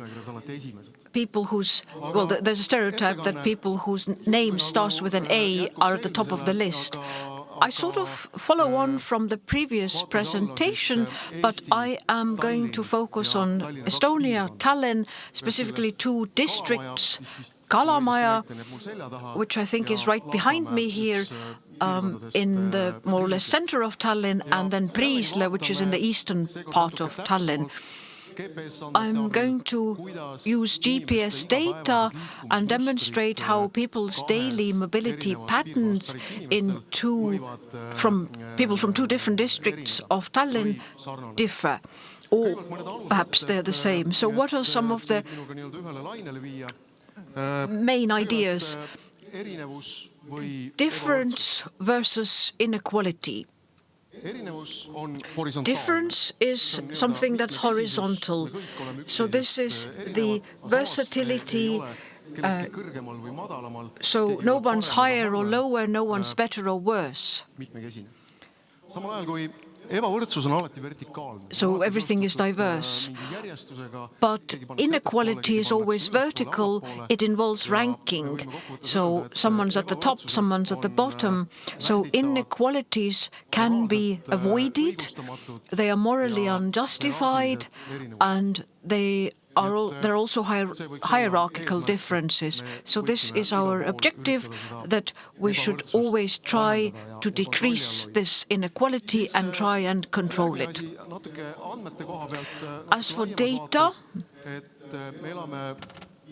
we live in an information society, a networked society. We use ICT services, the internet, mobile phones, bank payments, whatever. So every digital service, it leaves a trace. It leaves a trace about how the actual service works. But we can also look at the behavior of the users of the service. Where do they use it? What time? Where do these people come from who have come to use the service, etc. But with digital data, we always have to consider that there is a digital divide in our society.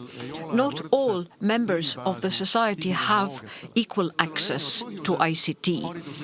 There are different reasons, be they education, time, motivation, cultural differences. So we have to be careful, meaning that if someone doesn't have a phone, we cannot use this person's data for mobile positioning. I mentioned mobile positioning. Not just Estonia, which has had a long experience in using mobile positioning, other countries are also using mobile positioning for time and space studies. So, well, most of us have a mobile phone. We use it a lot. It has become a sort of a digital body part. So we cannot live without our mobile phones. When we use our mobile phone, we leave a trace. Every time you make a call, your mobile phone operator makes a note. You know where you made the call from, who you are, when the call was made. Based on this information, we can tell where people have traveled to, where they have moved to, where they are located. But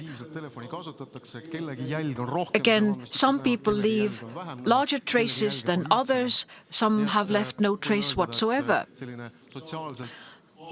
So some people who are more socially vulnerable, who don't have such good access, perhaps their data is not featured. But when we take this into account, we can actually make very good research. So this map is based on mobile positioning. It shows how people travel on the daily basis. So all the larger centers in Estonia are visible. In my title, I mentioned also the everyday activities space. Well, actually, our life is very boring. Most of the time we sit at home. That's the large orange. So 100% is the time, and most of the time we spend at home. Sometimes, we go to work and elsewhere. So 90 to 95% of the time we stay somewhere, we don't move. But this 5% or even less is very important. The mobility is what we talk about, and that's something we talk about more than just staying at a place. Climate change, life becoming more expensive, fuel prices, everything has to do with mobility. Segregation studies often focus on residential segregation or ethnic nationality-based segregation. But as for mobility, as Kati demonstrated, is of utmost importance. I'm going to try and demonstrate how mobility between different regions and different ethnic groups can differentiate. So the activity space depends, well, the area that we cover, it depends on the needs and opportunities we have. First of all, where do we live? Do I live where I want or where I can? Do I work where I want or where I can? Are they close enough, the place where I work and where I live? What is the distance I have to cover to go get to work, to come back home? So how are the place of work and home located in relation to services that are offered? This 15-minute concept, do I have to travel to the edge of the town to buy my necessities, or can I just go to the local convenience store? Entertainment places, are they close? Do my friends live nearby? Well, in the digital world, ICT helps to keep relationships alive. So based on this, where we are located and how much we move, we talk about the demand or the need to move. Some have a larger demand, others have a lower demand. It all depends on who we are, where we live, and this need to move, it changes. Sometimes, in one stage of our life, we are helicopter parents. We have to transport our children across the town, and that is sort of like the main thing we do. So these people move around more because they need to fill other people's needs. So once we have the distances, this need to move is different, and it depends on what type of transportation mode we use, whether we can do this on foot, whether we cycle, use public transport, whether we have a car, or whether we fly, etc. So based on GPS data, so with the help of GPS, we use people's location. If you are sort of somewhere during the day, that's probably where you work. If you're somewhere in the evening, that's where you probably live.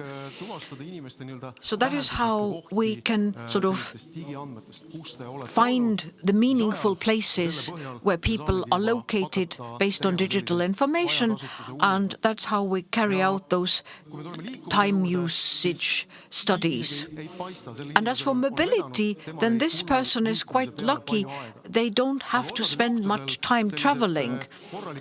But, if you live somewhere outside of a city and you commute, then you may spend hours on commuting, and that is quite a considerable share of your time.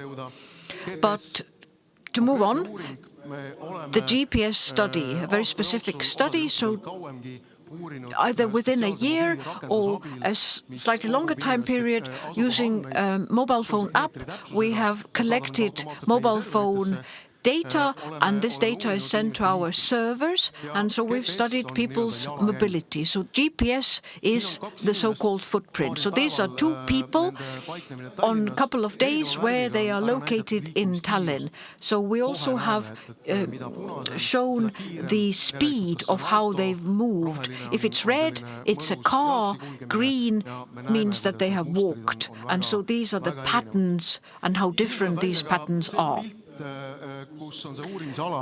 This is the area.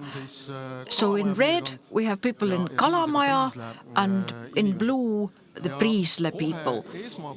So first glimpse shows you that the blue network, the mobility pattern, it goes much further. So it is far from the city center, but then it goes to the city center.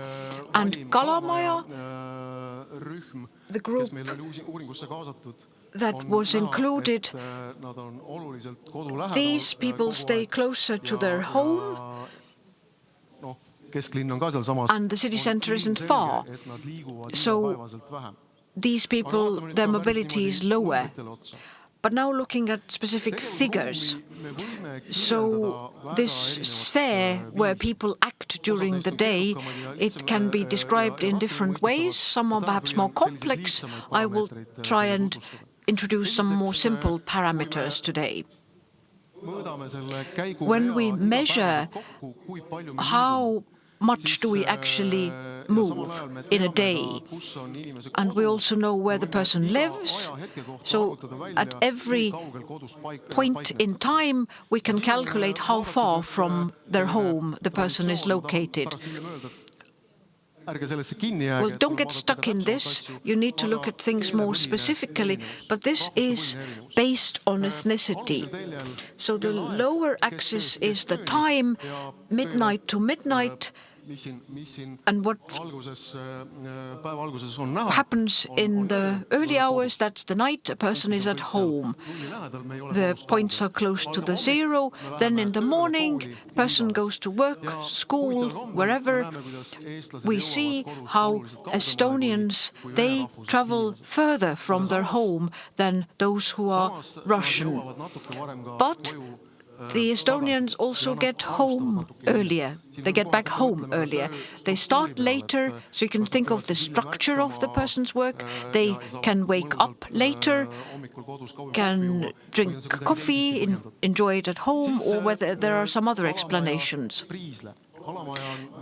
Kalamaja is an area where mostly ethnically Estonians live, but Priisle is an area where mainly people with Russian-speaking background reside. But we see the difference if we look at the ethnicity or the home area. Kalamaja residents, they travel further from their home. So again, we should include other researchers to find out why. But what we see is that the Kalamaja residents, they get back home later. It means that they stay somewhere within their area. I walked around Kalamaja last night. It's a great place to walk around. You pop from one cafe to another. People seem to know each other. So it's a very pleasant area where you have opportunities to communicate with others, not having to go far. But the idea is that you don't sit at home, but you go out and you find places where to spend your free time, and you have more contacts. So contacts out of home are higher. Age, the same. At different stages of our life, we have a different need for mobility. On the left-hand side, this graph, so how far are we located from our home? Young people leave early. I was surprised. Well, when I was a student, I went to the lecture at 10 o'clock in the morning. It seems that younger people nowadays, they are more active. And they also get back home the latest. Maybe they just hang around somewhere around the town. So these differences within the age groups exist. Education. Another interesting, so we have higher education and lower education. Interestingly enough, people with higher education, they can spend more time at home. That's the personal choice. They stay at home in the morning. They don't have to rush to work for 8 o'clock in the morning. They also arrive home earlier. There's always a question of interpretation. Does it mean that they go to a cafe after work, those who have lower education, or perhaps the time that it takes to travel from work to home is longer, or 8 to 5 they work, and after 5 o'clock they can only go to do their daily shopping, for example.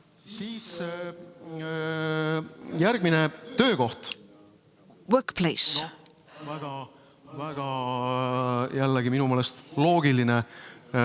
Again, something very logical, whether you are a blue-collar worker. I don't know if I'm actually allowed to use this term, blue-collar. They leave early, get back late. And those who are so-called white-collar workers, they stay at home late in the morning and also get back home early. As for income same story. People with lower income, well, obviously pensioners, unemployed, pupils maybe, or they actually don't leave the house, they stay at home because they don't have financial opportunities to use the services. What am I going to do? I can't just sit in a cafe and watch others drink their coffee. That's not fun. So already because of this, their contacts and communications are lower. Well, things may seem to get rather boring, but I'll keep on going. So the scope of the area that is covered, for example, if you're at home, you're ill, you stay at home, you just, maybe go to make a cup of tea, but don't walk more than 10 meters. In some cases, it may be 100 meters. But the further you go, the larger the area is. And in Priisle, this area is larger. So people in Priisle, they cover a much larger area than those in Kalamaja. At the same time, the previous graphs showed that people from Kalamaja, they go further, so there's a slight contradiction there. Why is it so? I don't quite know. Maybe we should interpret it in the following way, that the accessibility to services of those in Priisle is not so good. They have to go to different locations. This is something we need to study. And as for ethnicity, same story. Those with a Russian background, their area is larger. Days of the week. So we have different people from different ethnicities. They have different cultural backgrounds, historical backgrounds. So people who have Estonian as their language, they travel further also from the town to their summer homes, to family members who live in other areas, not just within the city of Tallinn, but in the countryside.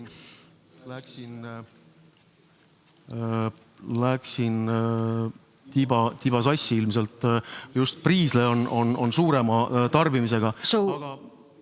Selles mõttes ma ei läinud sassi, et ma tahtsin laupäeva ja pühapäeva kohta. As for Saturdays and Sundays, then people from Priisle, they are not so mobile at the weekends because they don't have country houses or cottages elsewhere in Estonia.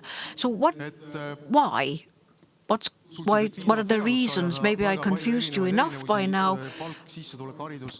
Education, income, ethnicity.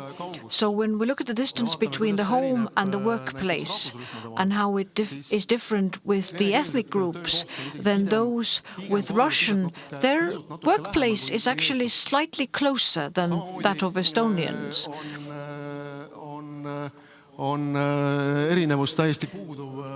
And there is no difference in education. Those with lower education or higher education, the distance between home and work, it's roughly 10 kilometers. But the question is 10 kilometers a normal distance in Tallinn? I live in Tartu, and 10 kilometers is a massively long distance in Tallinn. It seems to be rather normal if you have to travel across town, for example. We get back to the point that if you live in one part of the town and travel through the town to get to there to work, is it your choice or is it that you're forced to do it because you just don't have any other option? Trying to sum it all up, when we look at mobility and the differences of the patterns, are they just because they're different? Or does it mean that there's inequality, or do they reflect some other inequality? In the Priisle region, are there plenty of services, places to work? to spend your free time, to stay there? Or is it the same in Kalamaja? Is it enough that there is a little cafe on each corner? Is it accessible for everyone?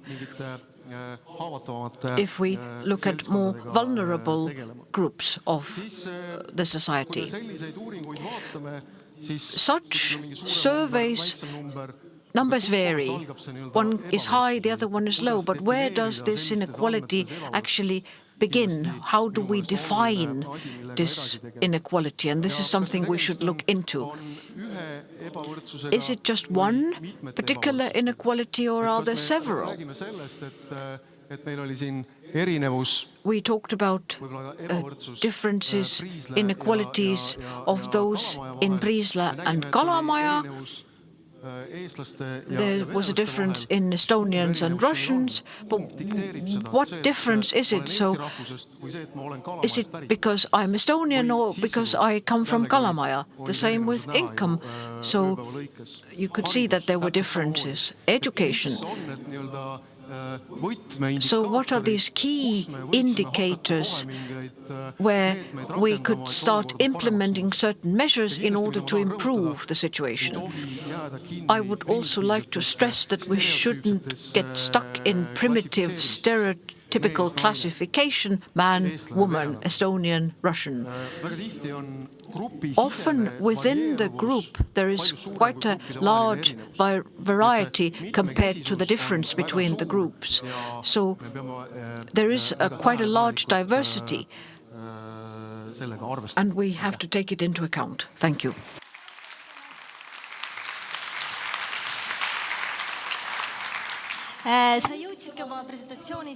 Thank you. With your presentations, you came to where I wanted to start asking questions, that there are so many aspects to look at. Is there perhaps a priority list of these different aspects, something that is more important from the point of view of researcher than something else? One thing is that could be done or studied, another thing is that is being done. And very often we see that those simple or primitive classifications are used, as I brought the example women, men. But inside a group, the varieties may be way bigger. And as I am a population geographer, I am not a specialist to speak about socioeconomic theories. That's where we need cooperation between different sectors. It's all about interpretation. What does it mean that somebody is more mobile than the other? Is it a sign of inequality, or is it a sign of diversity? So it's a positive thing. There's a question from the audience. On what year data is it all based? It's actually an ongoing study. We finished collecting the data 2021. It lasted for several months. And I have to underline that the data we are dealing here with are sensitive data, and there are all sorts of agreements and contracts signed, and the data is protected. But as a matter of fact, scientists are not very much interested who exactly is behind this dot. It's the patterns we are interested about. Thank you. And now I'd like to tell you that if you hear this disco music coming from behind the wall, it's a different event taking place there. Please try to avoid it.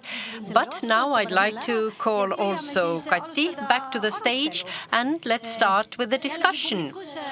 And again, I call upon the audience to be active, to ask questions. You can also use the web for asking questions, but the easiest way to do that would be just to give us a sign by raising your hand. And I would like to start by asking, now we had the examples from different countries. Segregation is something that has been formed in the course of a long time, but can you give us a short historical, let's say, summary, both on the Swedish and on Estonian example. How have we come to that point that we have neighborhoods which are based on one ethnicity? In Sweden, there are three main reasons why these neighborhoods have come into existence. The first is the residential policy. The second reason is the big influx of immigrants during a relatively short period of time. And the third is the growth of inequalities, which Arto also referred to. And the residential policy goes back to the 60s and 70s, where Sweden didn't have enough of residential space. And then there was a program passed by the government that 1 million homes will be built, and there were all sorts of buildings. But in the 70s, the ideal was flat in a high-rise block, and something like our Mustamägi or Lasnamägi districts, which is not very similar to Estonia. Yes, but then at that time it was the trend. This was a good place to live in. The main idea was to offer citizens an optimum place for a home. And that was not only in big cities, but also in smaller areas. And these districts usually had very good connections with the centers. They are located close to the underground stations, and it's because there was space for real estate development. But it was the government who was building. So these were not social houses, but they were built by the government, and then it was rented to ordinary people. But in the 90s, the government didn't have that many possibilities anymore. Also, more liberal policies were opted for, and from that earlier state-owned housing stock, quite a lot was sold to the private owners. And that means that whenever it was possible to get a profit, that's from where they started. And that means that some districts further away from the centers, they stayed as rental districts where renting a home prevailed. And that means that people who didn't have the opportunity to buy a home of themselves, of course, they opted for these districts where there was more rental space to find. And the rented flats, they were also of different prices. And of course, those who had the smallest possibilities, they rented the cheapest flats, and that helped to increase the inequality in the society. And we know that it was during recent years there was an especially big influx of immigration to Sweden and the war now. So we have about 10 million people living in Sweden and 160,000 coming per year. That was quite a lot. And of course it influences the situation. And very often they go to live in the places, neighborhoods where they have already an accountant or a relative. Arto, what's different in our case? There are quite many similarities. When we were speaking about Lasnamäe, the high-rise block district, it was in the beginning the most modern district being developed in Tallinn. Can you imagine flats with all modern conveniences and central heating and so on? But then also people preferred, or for some reason, it was more Russian-speaking people who concentrated in these districts. And nowadays we see that the dominating ethnic group there is Russians. And at the same time, the process has made a U-turn, which means that the most prestigious districts have become the opposite, which means that they have the lower status and people would rather prefer Kalamaja or Kakumäe or Pirita, more nature and beautiful views and so on. From that point of view, I think there is a somewhat similar pattern. You can compare our situation also with Sweden. But we have to consider the fact that in some places the development of garden cities has not been so continuous. For example, the 21st century arrived much quicker than the 20th century. So the 21st century fiber optical connections for IT, they are there, but we don't have that regular road network or sewage systems. Yes, the availability of ICT in a district means or dictates a lot of the price of the real estate. So you may buy something very cheap, but if you don't have those support services available there, you are not interested. That dictates a lot of conditions for neighborhoods. And now, as we came to the communal services and utilities, in Estonia we have about 60,000 refugees from Ukraine. What are the lessons learned? What should one consider in order to make Estonia a friendly and kind place and a good home for them, so that we avoid the creation of those enclaves? In comparison with Sweden, the situations are different. In Sweden, the refugees are very different. They come practically without any prior educational level, but from Ukraine we heard already from one of the presentations that people very often have higher education and so on. So for Sweden, the most important thing is to find a suitable job or provide jobs for the newcomers. And once you've got a job in Sweden, then it solves most of the problems already. But in Estonia, we speak more about it's not just to get a job, but we speak about what kind of a job, because the discrepancies between incomes are bigger here. And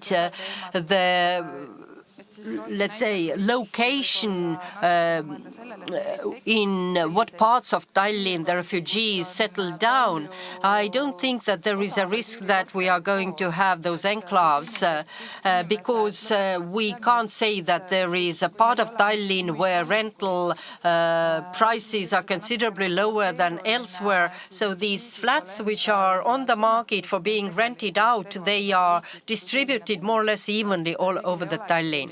But at the same time, I would also say that in Estonia, we don't have this residential policy, in the sense that the government is trying somehow to influence the residential diversity. I don't think that there is a fund of housing stock somewhere so that you can mix ethnic groups. And for example, for the city of Tallinn, it is very difficult to say that, well, in Kalamaja, the average price per square meter starts from 6,000 euros, but now we need to leave some places real estate plots for cheaper housing. But there is something in that idea. Okay, Arto, what do you think? Well, if we build a house and place Ukrainians there, so it has to be a very big house.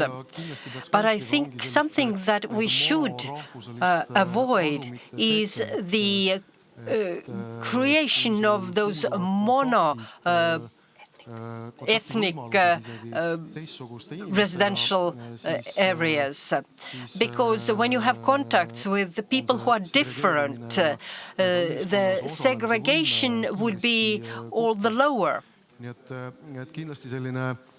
And the diversity and trying to keep the diversity should be an aim in its own rights.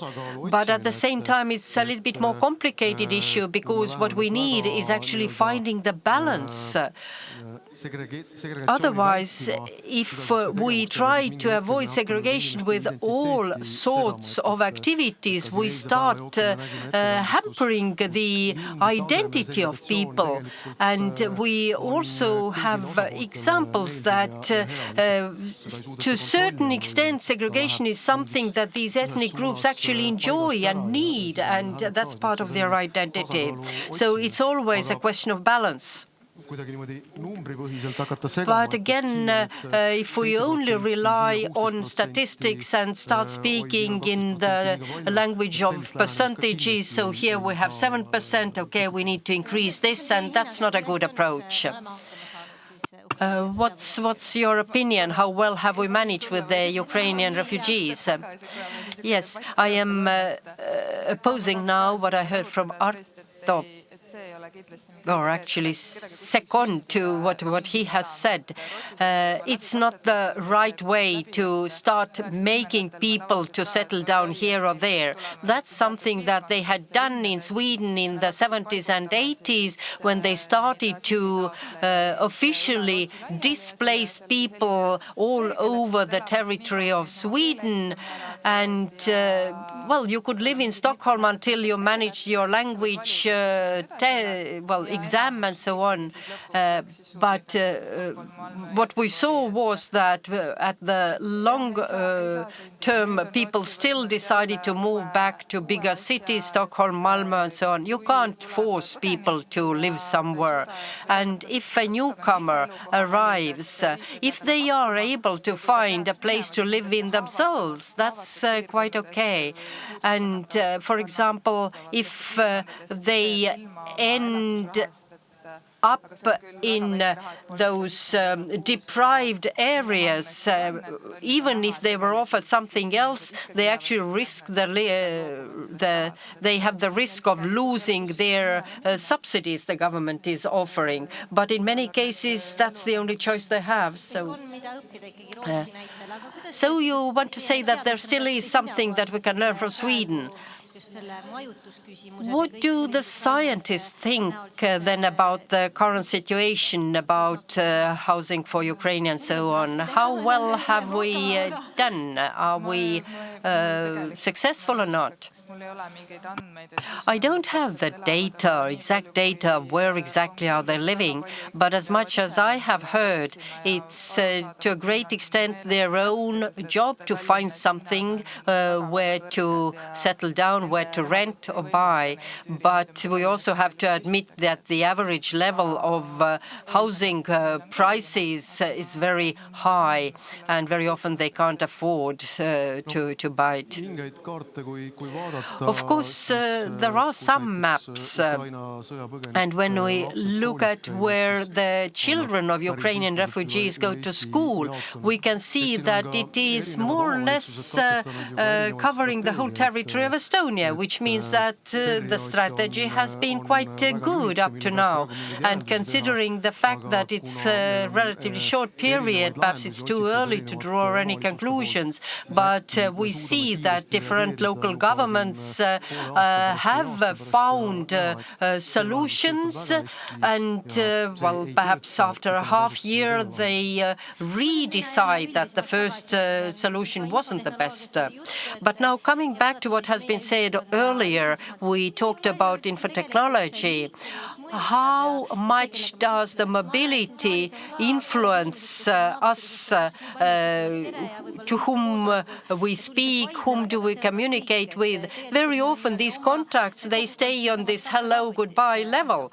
But how deep do those encounters go? Yes, with figures we have proved that most of the phone calls, or let's say the communication via digital channels, is is going on with people who are located about 5 kilometers away from us, not any farther. And that means that it is more like calls about practical issues. But of course, mobility and certain types of encounters, they are not there anymore. Let's say you don't need to go to a bank anymore physically, and that decreases your mobility in a certain way. And the mobility patterns and also the potential possibility of encounters has decreased. But on the other hand, perhaps it's good because these practical, let's say, things you had to do, they were never enjoyed, and very often they brought along also some misunderstandings or unhappy feelings. And it is on behalf of that we have now more free time for doing something that we enjoy, something that is not so practical and everyday need.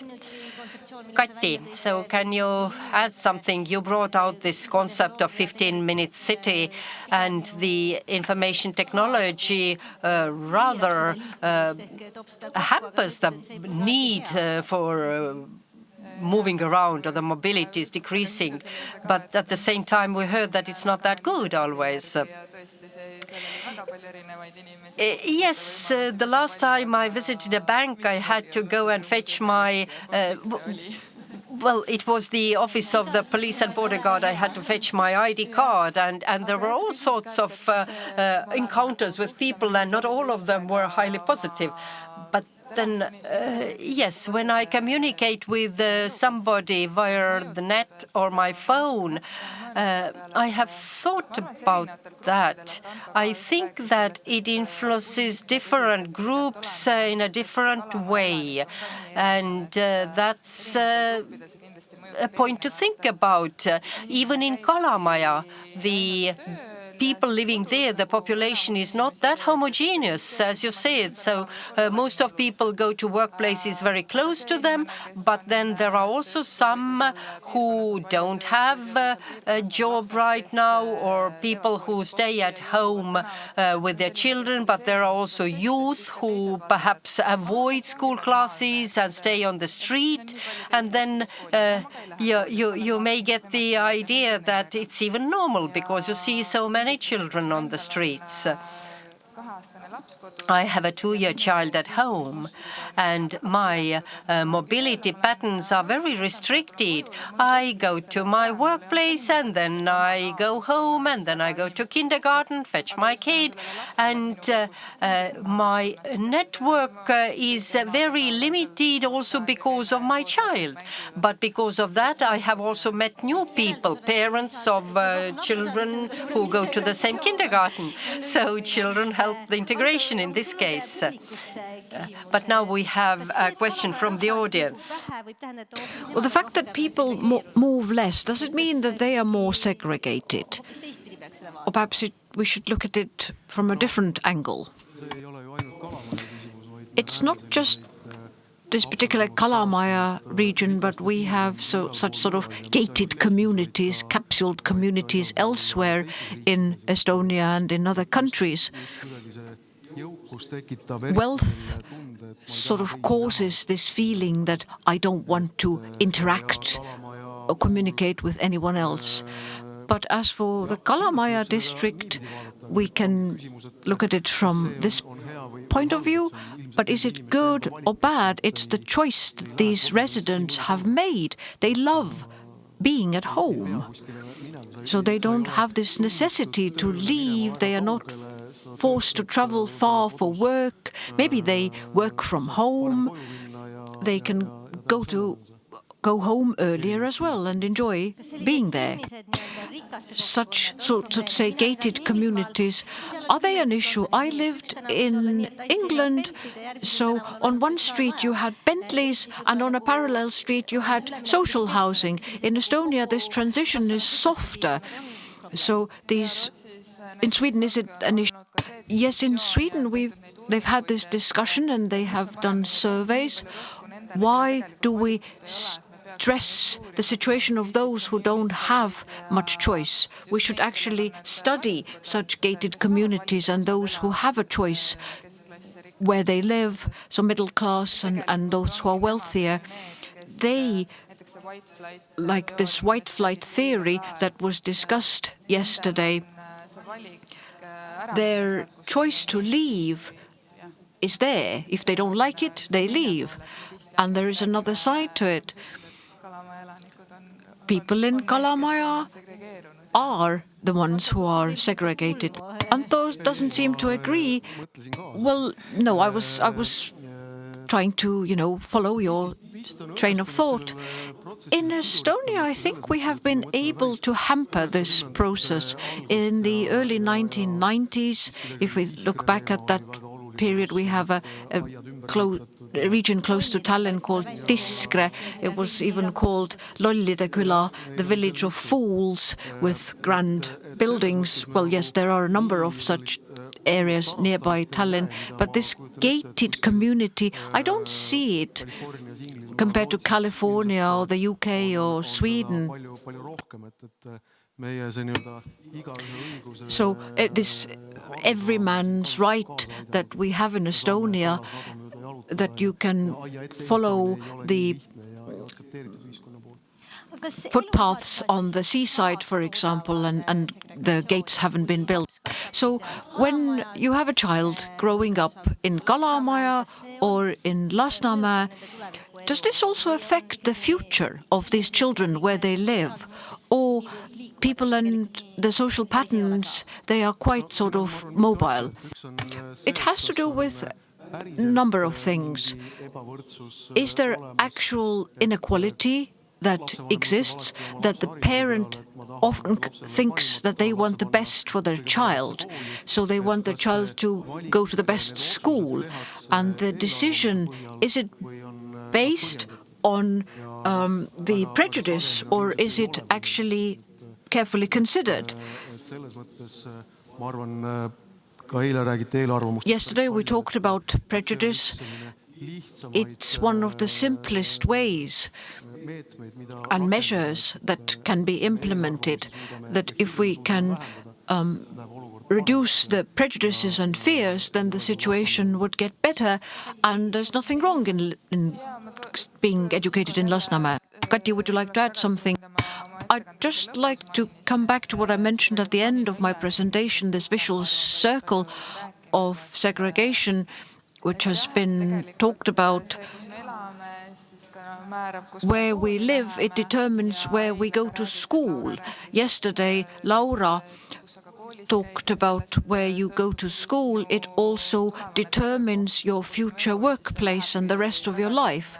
So it all boils down to where you originally are from. So the work that you will be doing, that depends on also the choices that you can make for where you are going to live. So all of these topics, they are so interlinked. We have to bear this in mind. Home, work, school, they're all related. So in some way, yes, there is a link there. So who are the victims of residential segregation? Which groups of the society? As I said, those who don't have this choice. Those who have lower income. In Estonia, the market determines the prices, the real estate prices. So if you don't have this financial means and choice where to live, where you can live, they, I think, are the most vulnerable. Indeed, there's an inequality of opportunities, whether I have to or I can. And if I have to, that's... But if I want to, then you have a choice whether I stay or move away. Kati already talked about the mobility patterns they also depend on the size of the cities. In Estonia, how visible is it that the size of towns, we don't have any metropolises in Estonia, but the size of the city it determines the community. Well, of course, in Estonia we have a hierarchy. We don't have, yes, any large-scale cities, but we have a big town. Tallinn, well, Tallinn is the biggest center that draws people in. We have some regional centers, Tartu, Pärnu. The towns in Ida-Virumaa, they need more attention. For example, Narva in the northeast of Estonia, 50,000 residents. But Narva doesn't have this tradition of commuting. It is determined by the fact that it's right on the border, by the sort of geographical location, but it cannot become a regional center that offers services. So Jõhvi, Kohtla-Järve are becoming more important in that sense. The policies that we have developed from the regional development point of view, they perhaps have slightly failed. Tallinn is doing well.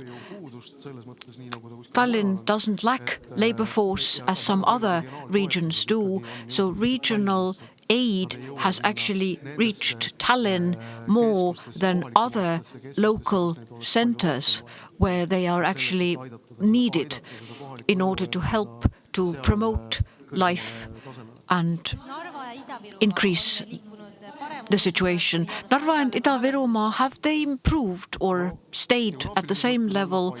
Well, geographically they haven't moved, they're still there. That's an easy answer. Well, I think that the situation has improved. If previously we've looked at mobile positioning and done surveys, then people with a Russian-speaking background, the small space that they act in, so a Kohtla-Järve person is actually more linked to Tallinn than Narva, and they don't go elsewhere in Estonia. So this tendency has decreased. Those who are ethnically Russian, they do now travel around Estonia, move around the country. Mobile positioning has shown that the Old Believers area on the Lake Peipus has become more popular for those who are ethnically Russian. I come from faraway villages in Alutaguse, and when you look at those old farmhouses, well, 5-10 years ago, they were empty, but now people from Jõhvi and Kohtla-Järve who are Russian speakers have made them into their summer homes. We have questions from the audience as well. So what would make Estonians move to the Ida-Viru county? The real estate prices are low, there are good state schools. Could this attract people? Kati? We actually discussed this briefly yesterday about Ida-Virumaa. The teacher's salary is more than 3,000 euros. Well, to admit that, yes, it is a lot higher than my salary here in Tallinn, and that makes you think, yeah, it's an interesting experience. It does make you consider moving there to the Ida-Viru county. Laura talked about this education aspect, and schools themselves should try and distinguish themselves, how Russian schools could attract Estonian families. Same that these North Estonian districts could consider drawing Estonians to live there. So what are their selling points that would make people move there? Anto, would you like to add something? Well, the question is do we want or do we agree with the fact that this high salary that teachers are offered in Ida-Viru County, will this not cause sort of like labor work tourism, that I work in Narva but I live in Tallinn? So what is the aim of the measure? So what are the problems that this could bring? Well, environmentalists will say that it's bad for the climate and that it's irrational that the mobility will increase between Tallinn and Narva. I do agree with that, but it won't cause another problem. Things will improve. Education can get better. That's a good fact. But it also could sort of bring along trying to make the local community more diverse. But this may not be the case. Yes, segregation. Who is being segregated? Is it based on the language or socioeconomic situations? For example, if we bring people from Tallinn to Narva, again, the inequality is going to play a role there, that the newcomers are getting paid a lot more than people who lived there for a long time. Well, as there are closed gentlemen's business clubs, then, for example, maybe in Narva there'll be a Tallinn club or something like that. Is this a threat or an objective? Well, it's also been mentioned that inequality, we talk about it in the general sense. We have a broader view of it. Is this also an issue, Anto? In a way, yes. But it isn't an issue in the sense that we talk about it just in general terms. But the reason why we do so is that we just don't know the specific aspects. We should have more research-based surveys so that we're not stuck in stereotypes and say that Estonians, Russians, men, women, higher educated, lower educated, so that we don't have such stereotypical classifications that we are stuck to and start aiming at those groups, but we should look at how things are within the group. How precise can we be using those mobile means? How precise can we get to this? Are there any other ways, as if in Richard Gale's, any other ways of studying this, or what are the limits of the technical devices? We have big data coming in, Twitter data has been used, geolocational data. But with the Swedish mobile survey, we don't actually know anything about the user of the phone. So if we look at all of those smaller groups, so that we don't just generalize, we need the registry data. In Estonia, the registry data is quite okay, but it could be better. We have to bear in mind that data, yes, I'm a scientist, that data is the basis of everything. When we have data, then we can actually analyze things and come to conclusions. In Sweden, they have individual data for everyone. They know about pupil in the 9th year, what his or her marks at school are, or how much a person makes a month. So how come in Sweden do people have to fill in certain forms? No, these are registry data that the state collects, and scientists have access, research have access to this data. Yes. Anto, so how precise is your method? Is it different from Kati's method, and what are the future methods that we could use?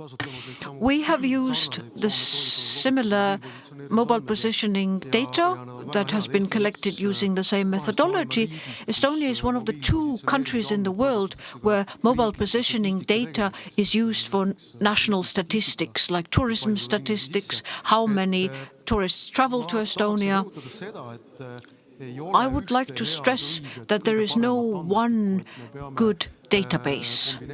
We have to combine different sources. For example, if we take our national statistics, we have general data for the entire population, but in addition, we have very detailed panel studies where the selection group is smaller, but very detailed things are asked. And then we can go into further details and zoom in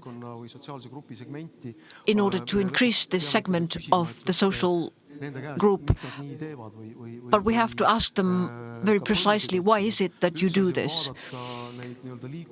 So one thing is we look at the points or maps that become red, but the other thing is that we need to actually get in touch with people and ask them, why is it that it's so?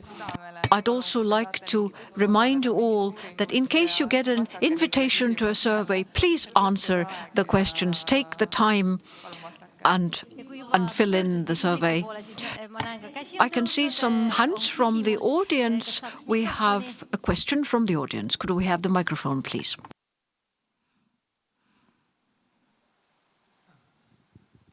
Thank you. I will try to ask in English. You were talking about like the movements, and my question is about the relationship between public transport and segregation, which comes back to earlier part in your question. I am from the Netherlands, and in the Netherlands there is a very dense public transport network. At the same time, it's rather expensive, and it's becoming more and more expensive. My question is, now I live now in Tallinn. I can use public transport for free in Tallinn. That's great. I don't own a car. I drive my bike. But is there research done that the fact that public transport is now for free in Tallinn, is it like reducing segregation? Is it helping somehow the mobility of people, or doesn't have any effect? What is your observation? I think I can start maybe answering, and you can then wrap it up. I think Tallinn is a special case in that sense that yes, public transport is for free, but the trend that we see is that people who use either public transport or bicycle or they walk to work, the trend is the number of those people is going down, although it should be going up. Like the priorities is to increase that number, but slowly it's going down, not slowly, quite fast it's going down, and people are more and more using their cars. So it's Tallinn is a special case. Maybe you have something to add to that. Yes, I think when we look what are the processes in Estonia, then one thing, for example, is urban sprawl. And in case of urban sprawl, it's almost you must have the car, 2 cars, otherwise you can't manage. And it's very common in Estonia to have a second home or summer house. Again, the case when you would like to go to countryside, then you have a lot of stuff, and public transportation is not very comfortable in that case. So I don't have any good solution how to improve it, how to reduce the car-oriented society. Maybe we can limit traffic in city centers, organize some park and ride parking solutions, but in general, to reduce the number of cars in society, it's quite a task, I think. Yeah, in Estonia. And I think also with the public transportation, there's this that there are these discrepancies between Tallinn municipalities organizing its public transportation, and then there are these municipalities that a lot of people live but go to work in Tallinn, and then the public transportation, the buses don't really match, and a bus only takes to the end of Tallinn, and then you have to catch another one, or there's many stops on the way. So there's definitely room for improvement of public transportation, and also bicycle lanes in the city center. I'm also using a bike to go to work, and I would like to use the car as seldom as possible. So I'm pro-bicycle lanes in the city center. Thank you. Kas on veel küsimusi publikust? Thank you. Are there any other questions from the audience? Do raise your hand, please, to ask questions from our panelists. Well, if not, then I have a solution, sort of a set of solutions and sum it up. Well, are you planning to offer us solutions? Well, after lunch, we will have the politicians' debate. So what are the questions that you would like the politicians to answer?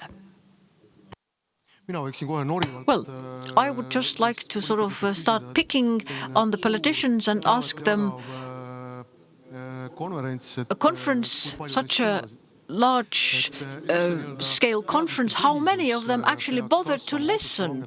So knowledge-based and taking solutions based on this knowledge. Often things are discussed in offices and decisions should be taken based on knowledge and data, objectively justified decisions, because often with many things we can't know 100%, but we can take clever decisions when we have listened and when we have data. During COVID, we had the research advisory committee that advised the government. Kati, so how would you see this? Yeah, why not fund research more? I don't maybe have direct questions to politicians, but there are a couple of points that I would like to stress still that politicians should bear in mind when taking decisions and having discussions based on the Swedish example. What is it that we can learn from Sweden? One of the main issues that has had an impact on things is that we should decrease inequality and this vicious circle of segregation, that things are interlinked, and something that we didn't have time to discuss, how when discussing certain regions it matters. How does the media discuss this? How do the politicians approach this? In Sweden, stigmatization and stigmatizing discourses have been discussed.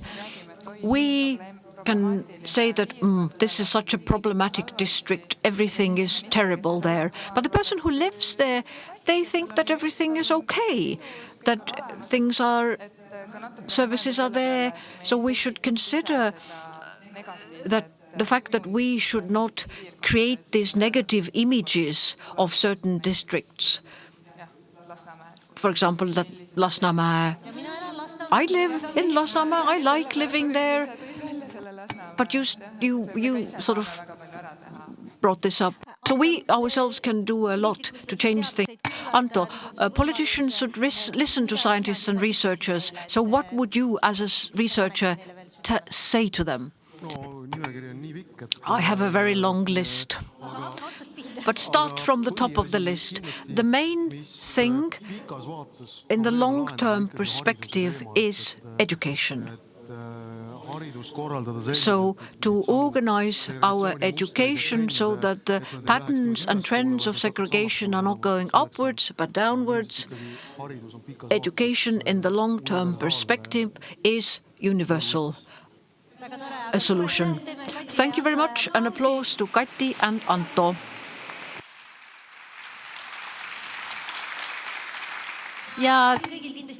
I'm sure you're all hungry. We break for lunch. See you back in 1:30 for the politicians' debate. And Yuri Nikolaev, who will be leading this debate, will hopefully ask all of the questions that we raised. Thank you.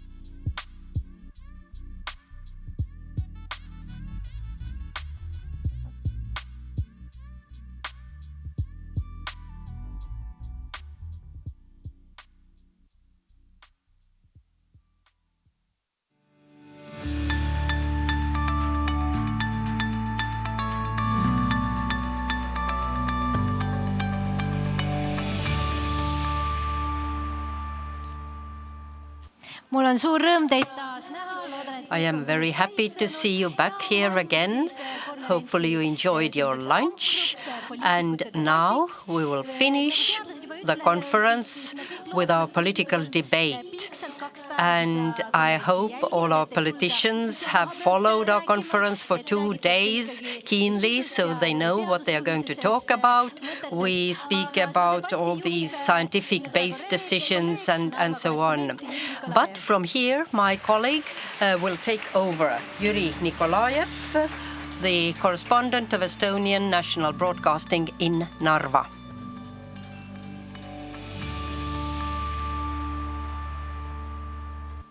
Good afternoon. My name is Yuri Nikolaev, and I work with a news program at the Estonian Public Broadcasting, and I am going to call here on the stage our politicians, and they will start talking about integration, whether we should fight against segregation or is it disappearing already. We are going to talk about Narva, how to make Narva more Estonian-centered. Should we speak about Estonians with the capital E or small e letter? And I have to be honest with you, before this conference, I have been thinking a lot about segregation and the search for middle ground. And I remembered an example from Narva. Before the independence proclaimed again in Estonia, there was a very active community of Estonians in Narva. And I would say that the Estonianship in Narva was mostly supported by segregation. But I don't know what has happened, but, well, I remember we had parties of our own, we had hobby groups of our own, we had a school of our own. And when the changes came, Estonia became independent, and Now we have 200, 300 Estonian-speaking, 1,200, 1,300 Estonian speakers in Narva, but the share of Estonians in Narva has decreased. And I remember my child asked my wife, is Narva an Estonian town? And my wife said, yes, it is. And then the question was, but where are the Estonians? It is said that there is no better example of integration as a mixed family. And that's true, because you have to pass joint decisions. What channel are we going to watch this evening? What music are we going to listen? And you have to negotiate, and when your children are born, you speak about what would be the name of the new citizen, and then you discuss about which kindergarten would be the best one. Is it something that is close to your home, or perhaps a kilometer and a half across the bridge? Yes, but now when we speak about the same issues on the national level, is it still integration? And then I thought that, is it possible to find a common ground in Estonia? And wouldn't it be more convenient to continue living like that? Estonians by themselves, Russians separated, living like they want to, and other ethnic groups continuing to live as they are used to. And now I would call all the participants of our debate on the stage. Alexei Yashin, the representative of Estonia 200 Party. Jaak Valge from Estonian Conservative People's Party. Maria Jufereva-Skuratovski, Maria Jufereva-Skuratovski from Centre Party. Jürgen Ligi, Reformierakond. Jürgen Ligi from Reform Party. And when I started to work at the news program, and then I actually mixed up these two things, Central Party and Reform Party. But you used to be in one and the same coalition. Yes, it has happened. And now Eduard Odinets, representing Social Democrats. And Viktoria Ladõnskaja-Kubits, Isamaa. That means Pro Patria Party. And by way of introduction, a couple of very quick questions on the topic of integration. I'm not expecting long answers, just to map the situation. Victoria, Ladõnskaja-Kubits, your family name, is it a middle ground? Is it a compromise between different nationalities? You can say, Nikolaev, I'm not going to answer that question. Why not? For me, so if we start with, actually, it's a very private decision when a woman decides to change the family name after they marry.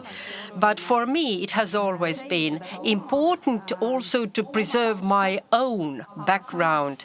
But at the same time, I am an Estonian person. And that's why in my family name, also both sides are reflected. So it's very logical for me. Eduard Odinets. You participate these debates on integration every year. It's almost like half of your work. And you say that integration is something great. And in the national register, people who say that they are Estonians, they have never heard about Ivo Linna, a famous singer, and they don't care for Estonian national song festivals. We know. So my question was different. So my colleague, can he be called Estonian? What I want to say is that it's an individual decision who they are or what they are. And if your colleague says that he's an Estonian, that's his right. Like any other person living in Estonia has the right to identify themselves as they want. And that's their right, and I honor that right. Jaak Valge, do you agree with that? Of course, why shouldn't I? But what do you mean you are an Estonian and you don't care for national song festivals? And when your mother tongue is not Estonian? Well, among Russians, there are very many people who don't like Putin. Thank you. Jürgen Ligi, in one of your interview or a story, I think it was 2015, that you said that you have to be critical when Estonians don't know the spelling of the language.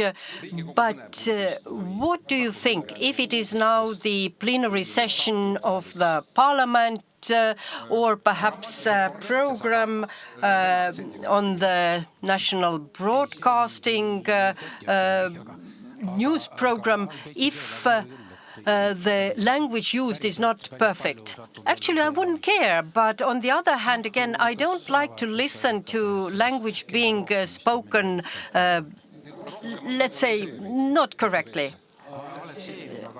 Alexeyev is somebody I can tolerate. Alexei Yashin. A year ago, you wrote in an article that was published in our national broadcasting portal that once you became citizen of the Republic of Estonia, your language skills improved colossally, and you now also celebrate Estonian national holidays. I think that it takes time for a person or a person's identity to form. And when I went to the first grade in Mustamäe school, I didn't have friends from among Estonians. And I never had the opportunity to feel these cultural events that are so important for Estonians. But that I could do when I became a student. But when you were at home, so what did you do then? So my home life was so homogeneous, so everything was in Russian, so rational culture, though my father was half Estonian. So we had very combined way of celebrating holidays, not Muslim holidays because they didn't know anything about that. But then when I went to the Tartu University, that's when I learned the language from people who we consider to be close friends of mine. Maria Jufereva-Skuratevski, are you still living in Lasnamäe? I live in Muuga. That's close to Lasnamäe, the high-rise block district, but Muuga is a garden city. Who are the main inhabitants in Muuga? I think it's Russian-speaking people mainly, because I draw that conclusion on the basis of who are the children going to the local kindergarten. Why do you support segregation? Why don't you move somewhere into the middle of Estonians? Well, it depends on other things, so actually the residential conditions and so on. Don't you ask anything from me? I was asked. I thought that you also asked something about my family name. Let's speak about searching for the middle ground and also the concept of middle ground, or actually, is it something that Russians should do, start walking towards the center? So Estonians are waiting for that. I don't think that you have to wait for that, but what Estonians have to do is to create preconditions for integrating with the representatives of the nationality who lives here from the time's beginning. And I think that the Estonian Conservative People's Party doesn't support the concept that Estonians should start integrating. Yeah, well, you have to look into the textbooks and then you know what integration is. Okay, Jaak Valge and Odinets have something to say to each other. Okay, but let's get closer to our main topic, integration, assimilation, and searching for the middle ground. What is the, let's say, landmark event of integration of this year? It's not the tank, the monument in Estonia, but I am absolutely sure that it is the decision about the education reform. Most probably that reform will be carried out. And of course, the objective, the goal is noble. All children living in Estonia acquire Estonian language, they get better conditions for finding good jobs and so on. But how does that solve segregation in educational institutions in the broader sense? How is that going to help to increase contacts between ethnic groups? Estonian school will always stay Estonian school. Russian school will always be Russian school where they start learning Estonian. How to change that situation? Yashin. Yes, I looked at the transition plan, which contains of 30 different activities, and it's a very good plan for teachers and everything. But as you say, that there will be two different schools, so for schools for Russians and schools for Estonians. But I would say none of these 30 items or activities are about increasing the possibility for enabling more contacts, encounters between Russian children and Estonian children. And I am a member in the working group set up in the Ministry of Education and Research. And I asked, why isn't there anything about that? And I asked, is it a political decision? And the answer that was given to me was that it's very important, yes, but we haven't had time to include that into the to-do list. And when we have that comprehensive Estonian school model, which was worked out by specialists in Tallinn University and Tartu University, and they proceeded from the demographic situation of the population. And, well, I think that there wasn't much that was taken over from the work of the scientists. Whose fault is it? Well, as far as I know, all coalition parties, they know what's in there, and nobody has spoken in that context. Well, I think that all ideas, they are welcome, but I don't have that implementation power at my disposal. So these ones who brought this issue of educational issue on the agenda, that was our party. And, well, on the level of experts, it was debated a bit, but it never reached these levels in the political world. So I was once also Minister of Education, and I have tried to bring it up in the government. And now I come to the point.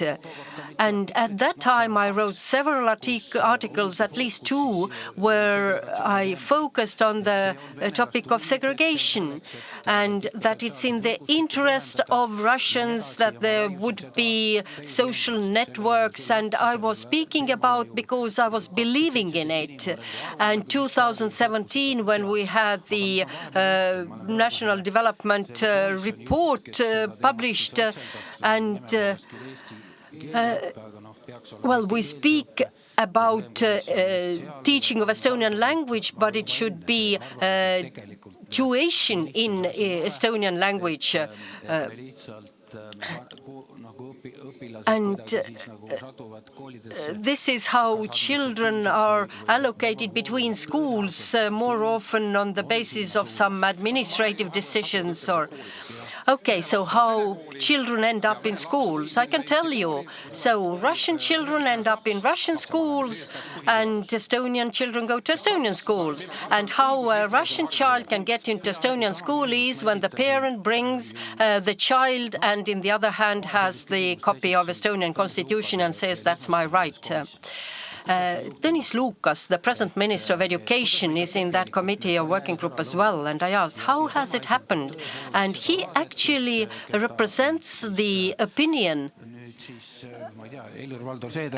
Helir-Valdor Seeder, the chairman of Pro Patria party, said that we don't want our children to become subject in an experiment. And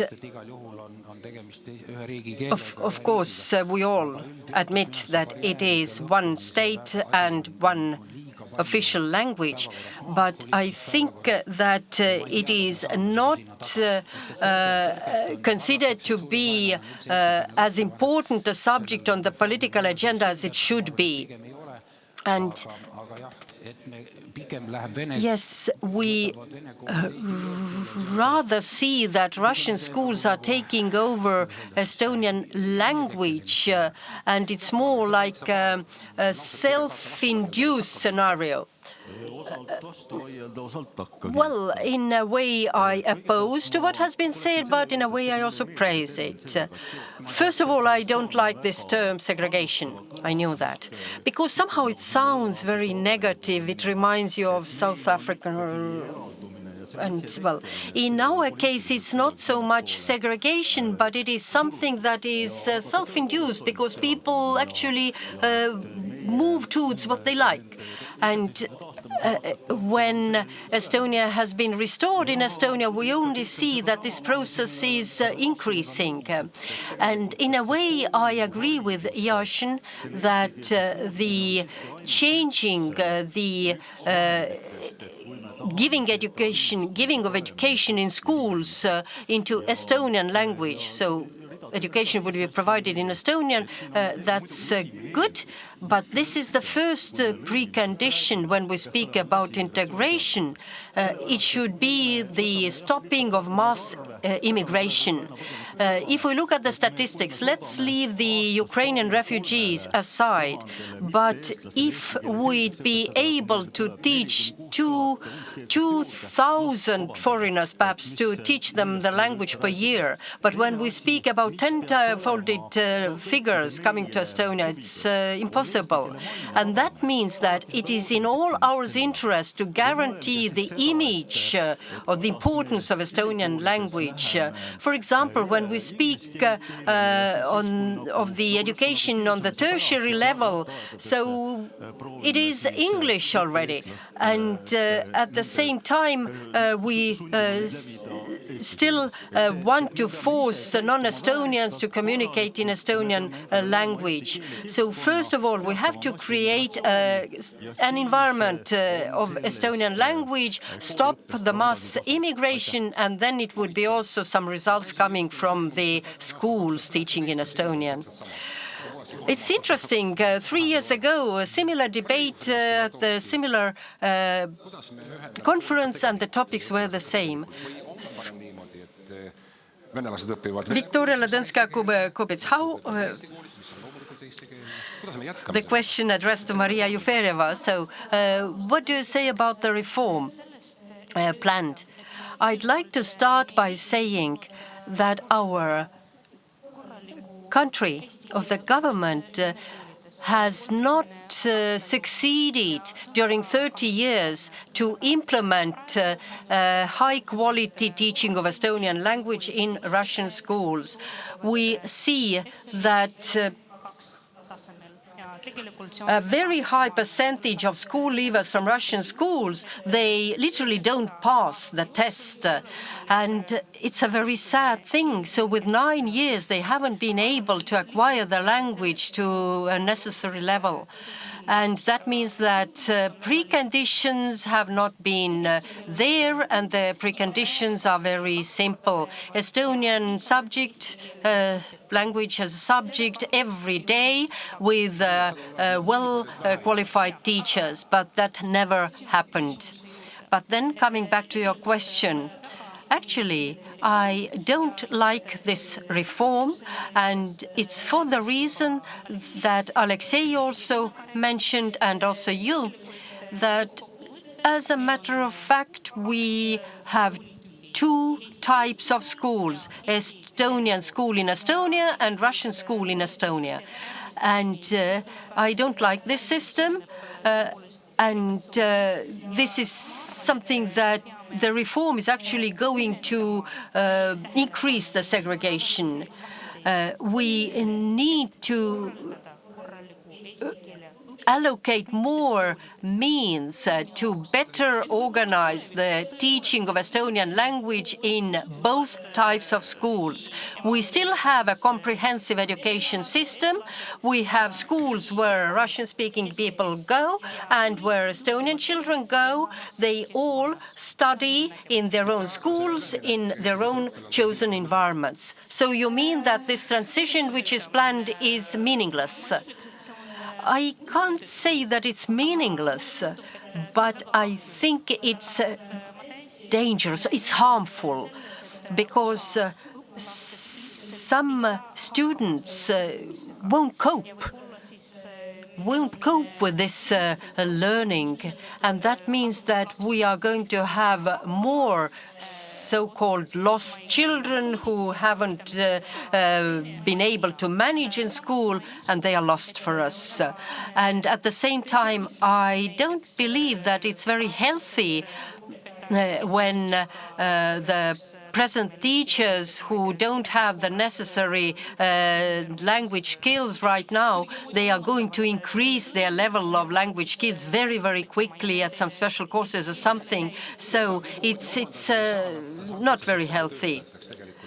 So I was once said that teachers are made or turned into social workers. Yeah, that's their fate. That's their fate, and I don't believe that those 2,300 teachers who don't have the necessary skills of Estonian language, they won't be able to pass the tests that they are needed to take. And that's unreasonable, and it's unreasonable to press because it's impossible. Jürgen, Victoria Ladonska, so what is it, transition to Estonia or more segregation? Transition, is it integration? Let me answer step by step. As Jürgen Ligi said, well, I'm not a representative of the executive powers. I'm not from the government. I'm not a minister. So if I was up there, then my answers would be slightly different.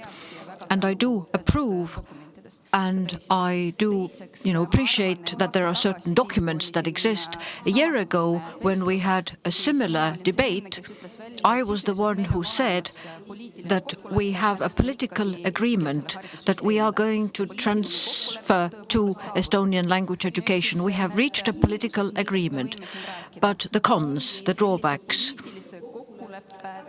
are the results of this political agreement. When Maria says that the system will not work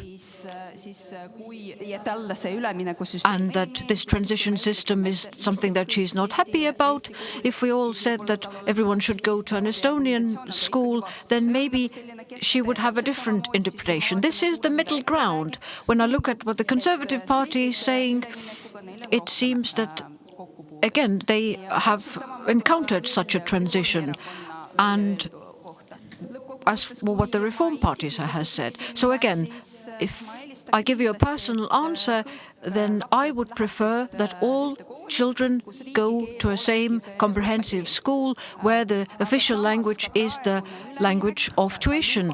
But this current transition, it enables, and it is a right that the parent can choose which school their child goes to. And me, as a parent, I would choose a school that where everything is taught in Estonian. If things were different, then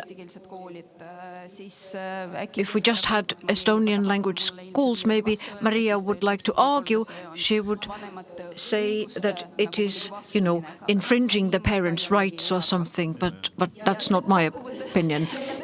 And to sum it up, so the language tuition, it has a number of nuances that we need to consider and deal with. So how do we help these children to cope when they're being taught in Estonian only?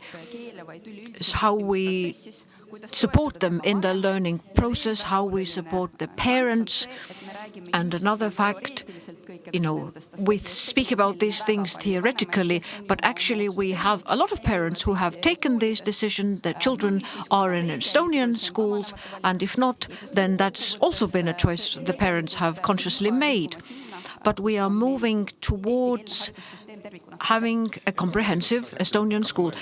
Eduard Odinets, I will ask you the same question. So this transition, is it increasing segregation, or is it going to solve the problem, or is it something else we have to do? In summer, I spent hours and hours in the same room with Tõnis Lukas, Liina Kersna, current and former Minister of Education. We all agreed that something has to be done. We cannot continue the same way. It's not sustainable, it's not fair towards all of us, no matter who we are, Estonians, Russians, Ukrainians. We have to do something.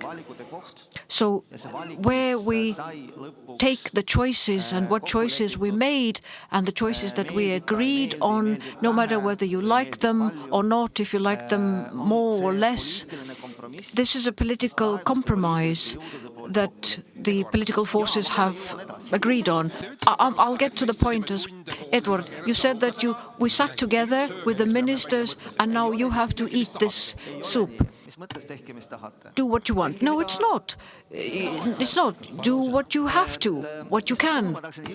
But my point is that all the decisions, reforms in the Republic of Estonia, all processes have been a political decision of the moment. But this political decision is better than having no decision taken and moving in the same tempo, using the same measures, the same system.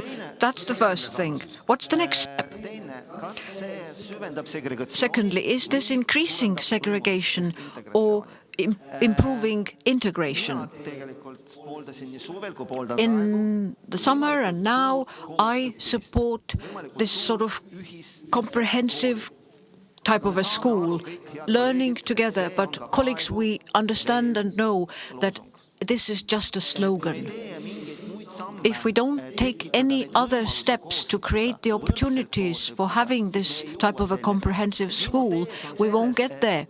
So my point is that in the first stage, in the first years, it can increase segregation, but as a result of it, we can quicker get to integration and to this comprehensive school. We will have children, pupils who start from an equal point. They are studying together, they are happy. Some may be moving further quicker, others slower, but we will get there still, and that is the first step. Thank you. Jürgen Ligi, just perhaps short points, please. The word segregation, separation, so I'm just bullying you here. So it is quite an important word because it is the actual word and the actions that you take. So yes, people have voluntarily been segregated, and that is a problem. Looking back in history, in 2017, the Human Development Report that was referred to, the main point was that language learning alone is not enough. But this voluntary segregation, the view has been that it's not about learning in Estonian, but learning the Estonian language. And when Jüri Ratas was Prime Minister, when we asked the question about how is it that we teach in Estonian, the tuition is in Estonian, then people said that yes, learning Estonian. And Maria said that the government hasn't just been teaching Estonian. So this is a sort of a attitude that we used to have, that Russian is a universal language. But who is the ruling class, so to say, in Estonia? Well, it used to be Russians. In the Soviet Union days, that the Russian nation was the leading nation, but now we have Estonian as our official language. We have a constitution, no matter whether you like it, but things are different. It is obvious that it is not enough that the government is teaching someone the Estonian language. We need more. We need tuition in Estonian. So do you believe in this type of a comprehensive school model, that Russian schools would just adopt tuition in Estonian? And the end result of these two things is that no matter what the difficulties we have when we start the tuition in Estonian. So when you learn in two different languages, then the damage is higher compared to the Russian schools taking over Estonian in this model that is not perfect. I don't think it's going to increase the quality of learning. It is difficult, but the damage to individuals and the society is lower. So moving on is very topical. And the fact that the government hasn't bothered to teach Estonian is not right. Jaak Valge. I do agree with Maria in the point that this transition hasn't been prepared properly. Well, I do believe that Maria understands that this transition is actually necessary. But I don't agree with Jürgen, and the figures prove it, that the state hasn't organized language learning properly. With the Ukrainian refugees, we have allocated 10,000 refugees funds for teaching them Estonian. But over the years, actually, we haven't had the means that everyone who has wanted and who has lived in Estonia since we regained our independence, that they would have had the opportunity to study Estonian for free. Another thing, you may not like it, when we speak about integration, the process is actually towards segregation. I'll use the Estonian word for it, for segregation.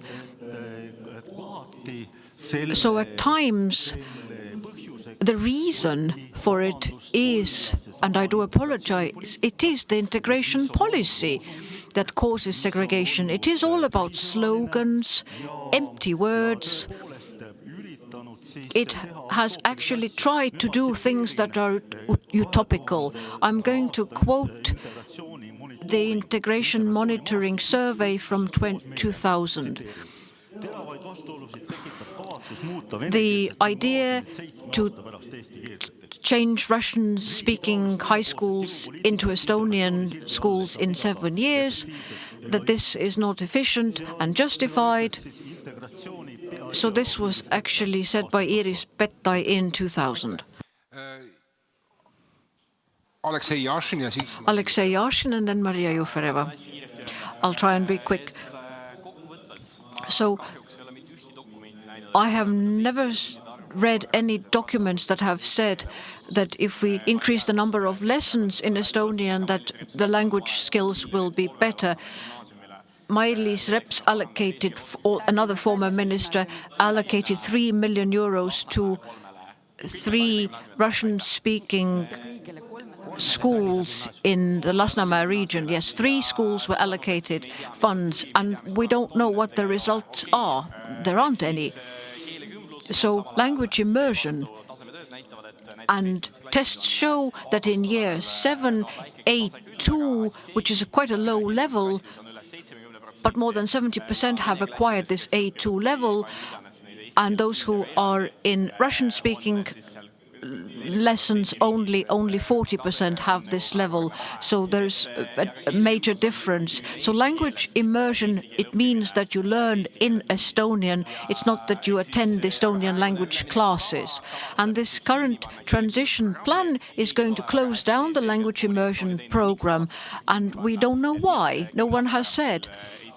Why is it not that in 10 years you cannot choose language immersion? And what I said at the start, that no one speaks about those contacts. So this transition plan is a good plan, and we need to carry on with it, and I hope that the Parliament will vote for it. But as Edward has said, the Parliament, well, we need new people who are going to complement this transition plan. We need to involve more specialists, so we shouldn't just settle with the current compromise that the current coalition has made. Maria Jufereva, I have just two short points to make to Victoria. You said that a family who speaks Russian, that they can have their child in whatever school they want. It's actually not true, because we have so-called elite schools and regular schools. And those who would like their child in one of those top elite schools, it won't work. There's very clear evidence that proves it, and this is not just about children from Russian-speaking families. There are conditions, tests, etc. So it's not that I want my child to attend the French lycée here in Tallinn, but I don't think that the child will be meeting all the criteria. I wasn't talking about the French lycée, I just meant an Estonian school.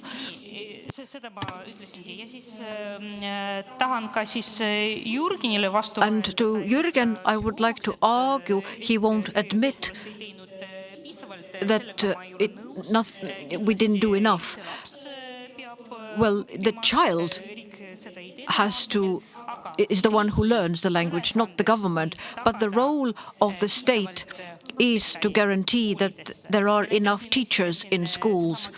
And I did ask the same question: why didn't the state do enough to have teachers who would be teaching Estonian in schools?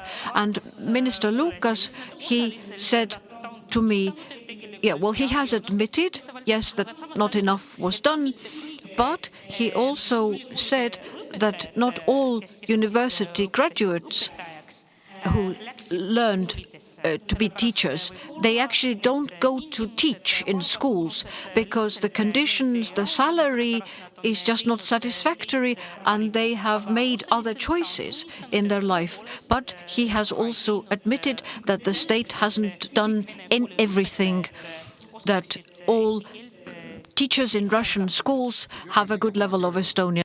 Jürgen Ligi has once said that the constitution doesn't ban the government from being stupid. Victoria Ladanskaya. Well, Yuri, we don't even need a moderator. We can just discuss things. Why is it that you're all talking about things in the past? That you did this wrong and you did that wrong. So I'm just trying to adjust the direction that we're moving on, but we're all stuck in the past. I just wanted to make 2 points. When politicians come together, then usually we say that, yes, before this wasn't done and nobody did anything, and why they didn't do this, and it's as if a lost cause already. Well, in the end, who's to blame? We are to blame. No matter who was in the coalition or when. So once this transition, which is important for our society and the education system, what is the most topical issue is the fact that we lack new young teachers, and that is not the school system, the ministry's worry. It is the politicians' concern. For a long time, politicians didn't pay attention to this issue that we lack teachers, new young teachers. But the other aspect is when politicians come together, they always say that this is a problem. But as a parent, I know that it all depends on how you explain it to your child, that if you are learning in a different language, it's not a worry, it's not a problem, it is a positive challenge. And when you at home explain it And when you are a teacher who explains it in the same way, that's when we can do this. Some comments from the audience, Jaak Valge. So it is sad that EKRE politicians try and not take the responsibility. Segregation is a research scientific term, and it is also valid in Estonia. So what has EKRE done to integrate the Russian community? So what are the prerequisites? So what are the prerequisites that EKRE has created to integrate the Russian-speaking community? EKRE has done, we've made a number of proposals. We have perhaps focused too much on the transition intuition in Estonian. Well, you're the one who actually mentions it. If we want to avoid segregation or reverse the process, in this case we have to look at other elements so that we can acknowledge the problem. We have to look at the roots. And if we look back in the past, then we can look into the future. Our integration problem was actually created by the Soviet mass immigration into Estonia. And creating this prerequisite for integration is not to, so to say, stepping on the same rake. EKRE has raised the issue that we should stop mass migration. EKRE has many times, and next Thursday, again, at the Parliament session, we have made a draft proposal about ensuring the position of the Estonian language in the public space. Is this your electoral program? Well, that was your question. If you think that this is the program we have for the elections, I can go into it.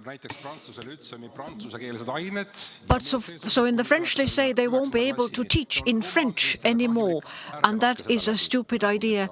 This is just a comment. Don't allow this. What happened to language immersion?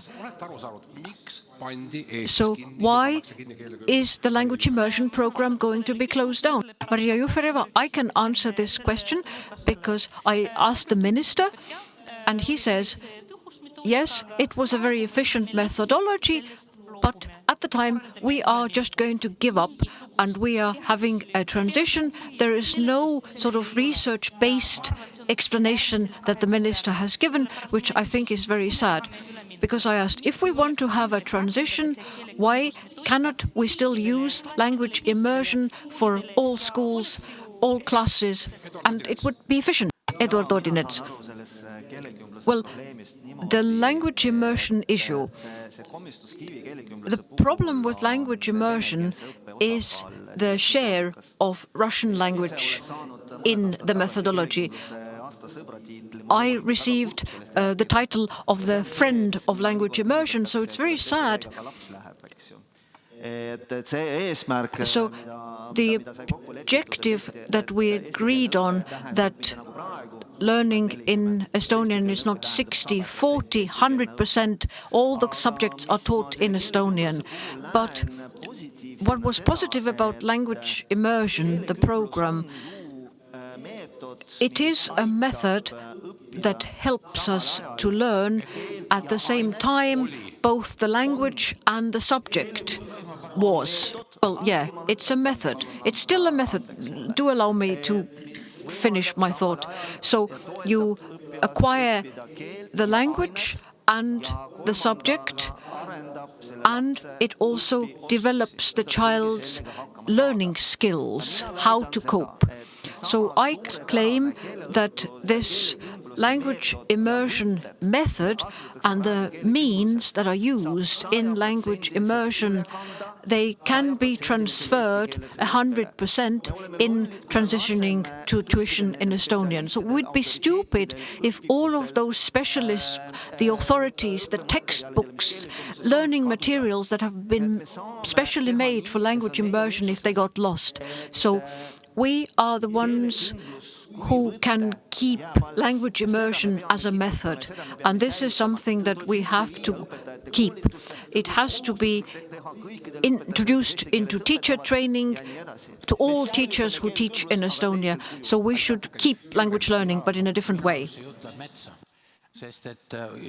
I am afraid we are not getting anywhere, because when Minister Lucas Monday said, and that was surprising to me as well, that language immersion is not the final goal. It's good as a method, but it won't change the paradigm. And that's why this decision was passed, that language immersion wouldn't be the objective anymore.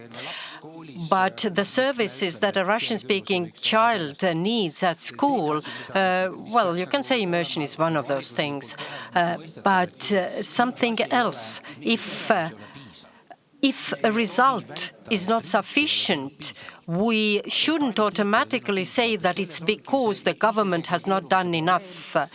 And for example, the fact that when a certain group of people in Estonia has thought that they don't need to do themselves anything, it's the government who must teach them the Estonian language. And that's wrong. You can't get results like that. Teachers especially should be somebody who are capable of learning, studying themselves. So it's not the government to teach them the language. It's the initiative that should come from their side. And that's what Maria is saying. It's not enough Estonian language learning, but that's not something that the government can do. But that's what you say. Maria's answer is that I am saying that we have a lack of teachers who can teach in Estonian. But that's actually an issue of, let's say, attitudes. If the teachers have had that attitude that they are waiting until somebody will come and teaches them to use the language of Estonian in their work, they never learn it. Once in Narva streets, if you ask the question, who's the master nation in Estonia, what do you think people in Narva would say? I don't know. But the idea is that you remember there was a definition for Russian language at the time of the Soviet Union, that was the primary language of international communication. And, well, it wasn't our choice. Okay, but let's have a look at it from a different perspective. I have a question here. People, children, Estonian children who live in Ida-Viru County and the parents of these children do have the possibility to stop Russian-speaking children in Estonian schools if they are not on the acquired level or needed level. I'd say that there should be the right to choose a school, and there can be parallel classes. One class is only Estonian tuition class, the other one is language immersion, and the third parallel is where, well, teaching is done in Russian, and for that purpose, of course, they have to get the special permission from the minister and so on. But I think that the Estonian language, depending on the specificality of the subject and so on, so they learn the language, but other lessons, they should be taught in the language that the children are capable of understanding. And in the immersion classes, they continue with the method of immersion. The graduates of Narva Estonian Gymnasium, they have come forth with this idea that it should not be allowed to use Russian language inside that school. It's not a good idea. So children, just like anybody else, should have the right to communicate in whatever language they prefer. But now coming back to what our schools should be like, I don't think that we have to invent the wheel. I have been in the supervisory board of Kohtla-Järve school, and we have had more than 50% of children in that school who use Russian language in their homes. But now it has increased to 70%, and they still manage. Children manage, the school manages, and what they do? They start in a little bit different, let's say, sets. The ones who are doing better, they lead the way, and the others are following.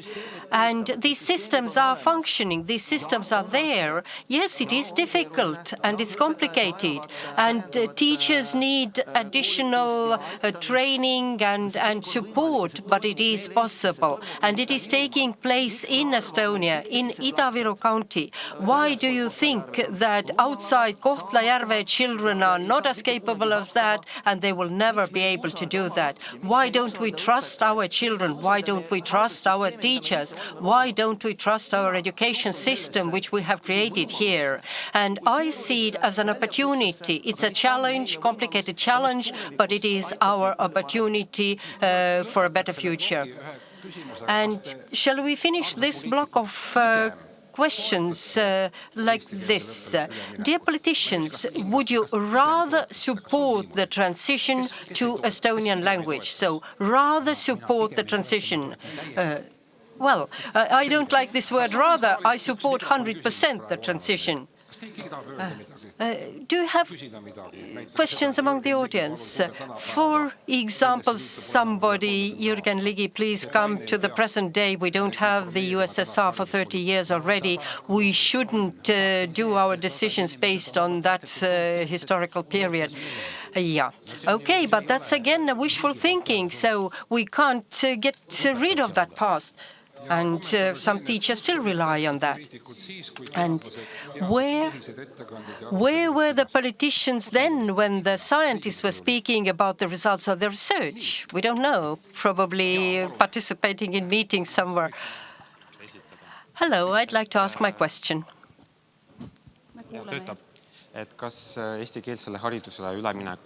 Transition to the Estonian language-based teaching, was it something unavoidable?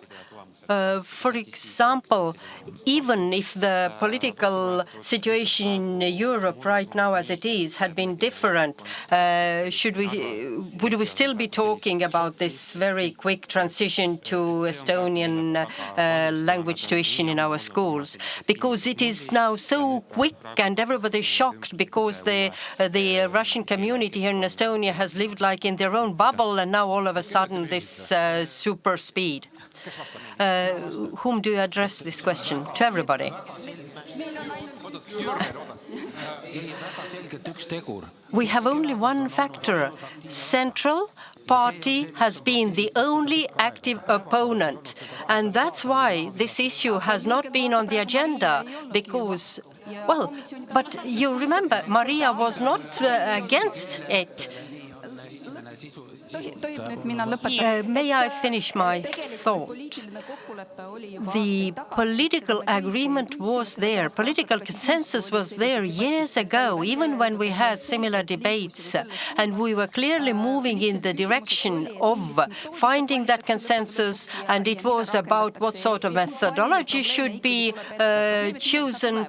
But it was on the agenda. We were moving in this direction, and perhaps we were not aware how many problems are there connected with all that. But yes, we have been moving towards Estonian language tuition in our schools. Yes, I do agree that we have been moving in that direction. But when I think what Jürgen has said, I can't understand why can't he understand what I'm talking about. For example, why hasn't it been done enough so that children would learn the language? Jürgen is speaking about that teachers have not been motivated enough. It's very different things. But anyway, I have got this feeling that many of the drafts that have been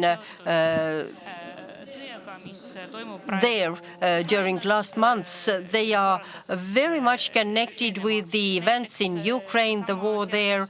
And for example, the draft which says that the citizens of Russia should be not allowed to vote in local government elections. And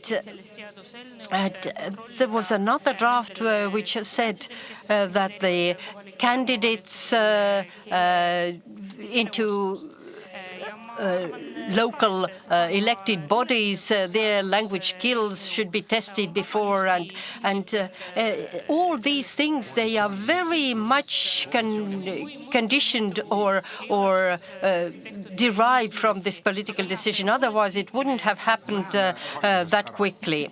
But okay, for a change, let's leave education for now. Otherwise, we can continue for hours and hours and hours. Now, this transition, is it a science-based activity, or is it just this stubbornness of Estonians? Okay, but when the war in Ukraine broke out, we all of a sudden realized that there is a considerable amount of Russians who actually support the aggression of Russia and who support Putin and who still continue watching TV on Russian channels. And they still do it, even if these channels were closed down by Estonia. And, well, then the issue of monuments. But hasn't changed anything. Has the situation improved? The question is how we, as a society, can start moving forward in the, well, meaningful way. How to integrate this share or part of our society who still support Putin, or shall we just evict them from the country? Maria. I have a proposal, and it's actually a presumption that the number of people supporting Putin is decreasing. How do you know? How do I know? For example, yesterday I read a piece of news from Delphi, and that was about this theme. And for the first time during last 3 months, I thought that, okay, I shall have a look at the comments as well. And these commentaries showed clearly that the majority is supporting Ukraine. And it's only a few ones, let's call them trolls or whatever, who were using the rhetorics of Kremlin. And these were very visible, which means that I presume these were the paid comments or commentaries. And that's one thing. And now the proposal. I think that once in a while we should have those surveys, just asking people, what's your attitude, or what do you think about these events? And that's when you get the picture, whether it's changing or the attitudes of people changing. And I also think that there is still a certain number of people whose opinion or attitudes are almost impossible to be changed. In other words, we need to focus our interest on that group who are perhaps in two minds or rather inclined towards the civilized world. Okay, and now I have a question. The war is going on for 8 months, and we still don't know what people think. Where have the politicians been? Well, 2 months ago, there was a survey. Was it a public survey? I mean, were the results published? May I? Jaak Valge.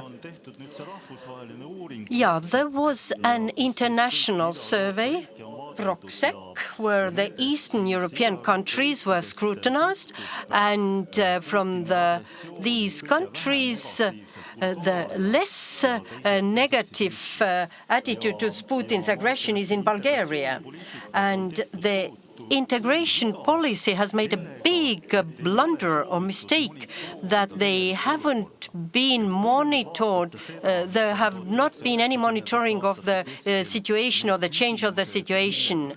These questions that were used in the 90s already to find out the attitudes of people, they could be used very well now as well. For example, whether Estonia should join the EU and so on and so on. But now, 10 years later, it's different questions. For example, we don't know what has happened in the minds of people, or has anything changed at all. And sometimes these issues have been hidden or, well, put under the carpet, so to say. And again, we find ourselves being surprised that as if there have been no positive changes. For example, you remember 2007 there was the crisis of bronze soldier, and now again the same issues cropping up. May I want to come forth with a commentary. Okay, but now we have this new slogan. And this slogan seems to be that the solution for all our problems is the introduction of Estonian language as the language of tuition, as if that would solve all the problems. And at the same time, we are not creating any other preconditions for integration. Of course, we have challenges. Of course, we have problems in connection with integration. But I absolutely don't agree when you say that nothing has been done, no results have been achieved, that we are still there where we were 10 years or 15, 20 years ago. Look at the debate here. For example, you are sitting here and 4 from 6 are against you. So this is also an example where we have come with Estonian policy. So you'd like to have all 6 against you then? Well, I think that, well, speaking about the study or research, at the end of summer, there was a public questionnaire. Results could be seen in the daily paper of Estonia. There was nothing very positive about that. But I think that we do need surveys like that, and these should be made public, because what we need is honesty in speaking these things. When the government goes in corporate to Narva, for example, or even when the Minister of Culture goes to Narva, these are very positive steps, but there should be more of such steps. Well, I absolutely agree with you that we should be honest also in describing the situation. But let's look at the mixed marriages. I know the statistical figure is 7%, but it's decreasing. I know Yana Toom wanted to order a survey like that, and she couldn't get a positive answer. I don't know why. Eduard. I support Victoria in her discontent with the words uttered by Jaak. Yeah, things have improved. And for 20 years, when you look at the integration monitoring, as a scientist, you see the dynamics, and the dynamics is positive. And Mr. Valge's comment is, it depends on your methods you use. But all these studies and the information I get, and also my own personal experience living in Ida-Viru County, the situation is improving, and ever quicker, and more of people, those who were actually very sound supporters of Putin, they are in both minds or turned against him. And now the question is, should we make the life of Russian-speaking people in Narva even more difficult? And when we get those drafts that are being discussed in the Parliament. For example, Conservative Party comes forth with a draft that Russian language and the use of Russian language in public spaces should be prohibited. And this won't increase the support to refugees from the Ukrainian war. So to forbid, where are we going to end up like that?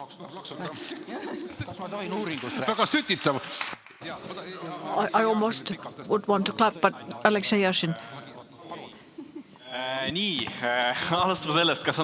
Well, surveys. Yes, it wasn't publicized, this survey, so we cannot assess it. But looking at how Russian speakers support the reception of Ukrainian refugees, as much as I can sense it, looking at all the surveys, and I don't know if the comments in the Delphi website are worth something or not, but these who support the aggression against the Ukraine, they are starting to doubt themselves now. Yes, they have supported Putin's politics, but now when the war broke out, these people are confused. They sort of support it, but the war is still too much, and now they're in a cognitive dissonance. What they have believed in all their life and the path that they have taken, the thoughts that they have had, so it's no longer working. So they kind of feel homeless in a way. And it is expressed, as Mart Helme has said, you don't put one or the other, we are pro-peace. So this is how maybe the Russian speakers feel. But how do we move on from there? So as for moving on, then every week there are so many drafts that are being proposed in the parliament. Whatever that, if you run for local government, you have to show a B1 language certificate, taking away the voting rights, and the crazy idea that we should ban Russian in the public sphere. This is taking things away from people, but it doesn't give them anything. And as Victoria and Edward have said, a new Estonian culture that is being introduced to Narva and Ida-Viru County, cultural festivals. This is something that we should support, that Narva has even more of this new culture introduced, not an Estonian grandmother sitting in her country house that people can't associate with. So this new culture. In Narva, in social media, yesterday there was an exhibition that is being prepared at the Narva Art Residency, Men with Phalluses. So how does this make Narva more Estonian-minded? Jürgen Ligi. That's actually quite terrible that all debates that we hold, that we see that everything is wrong. But it's a very serious topic. Just a couple of observations and examples that we cannot draw parallels with the bronze soldier and the removal. This is when Estonia was attacked, literally. And from Narva, people came to attack even the parliament. So at the moment, yes, people are upset, but they are not physically attacking anyone. Well, this time actually Estonia caused the attack. Well, I would draw a line here. But from an observational point of view, Maria and Yana Toom are two people who we thought were pro-Russian. And they have actually admitted And I can see that they have sincerely admitted that when Russia declared war on the Ukraine on the 24th of February, they condemned it. Yes, they are being elected, so blood is thicker than water, but there's a difference whether someone is shouting Russia, Russia, Putin, Putin, or as Mart Helme says, that I am pro-peace. Well, never mind, they all say the same anyway. And most of the Russians are doing so. This is integration. Helme and the Russians are saying the same, but the part of aggression is different.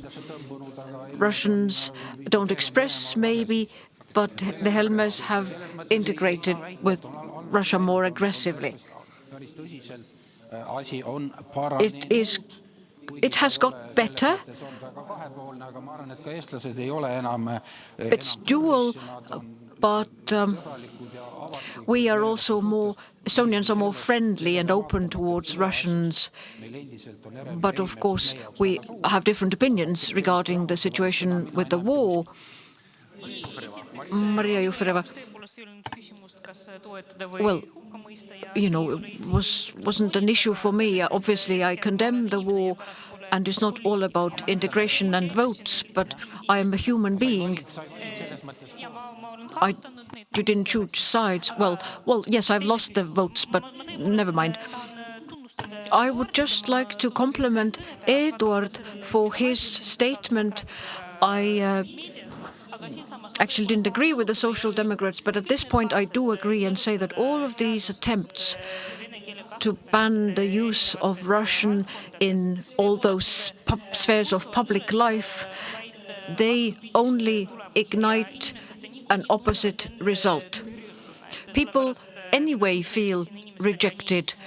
I communicated with people in Lasnamäe, in Narva. They all say that they feel that the society is sort of rejecting them. And when the war broke out on the 24th of February, our politicians, people who are active in the public life, we know how to word things and how to send a signal to the Russians in Estonia that we do not see you as enemies and that you work for the Kremlin, that you belong here. You are our people. So this is a signal that these people are wanting to see from us. They don't want to be seen as a threat to the Estonian state. Who should give this signal? Mart Helme? May I? Politicians should send this signal, and they should say that you are part of Estonia, and they are expecting it. May I? I had a discussion with Maria.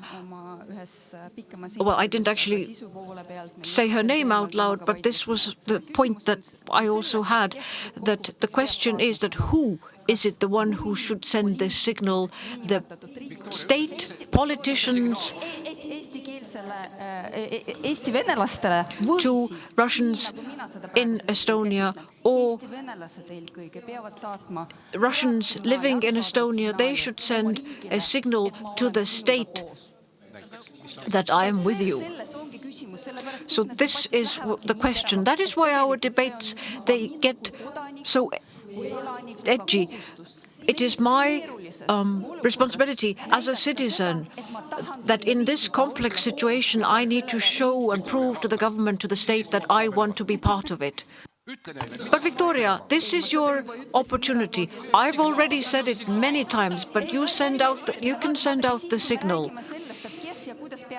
Who and when should say?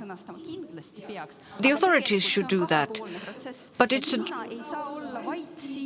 two-way process. I cannot be quiet when such a situation is happening in the world, and my country can be dragged into this war situation.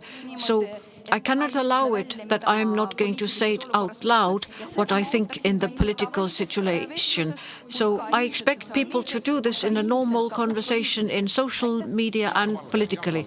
Jaak Valge, so do you have a signal to the Russian-speaking population in Narva? Yes, well, I'll follow my own logic. If you don't have enough arguments, then for some reason people always refer to Mart Helme, whether it fits into the context or not. Well, imagine. May I continue?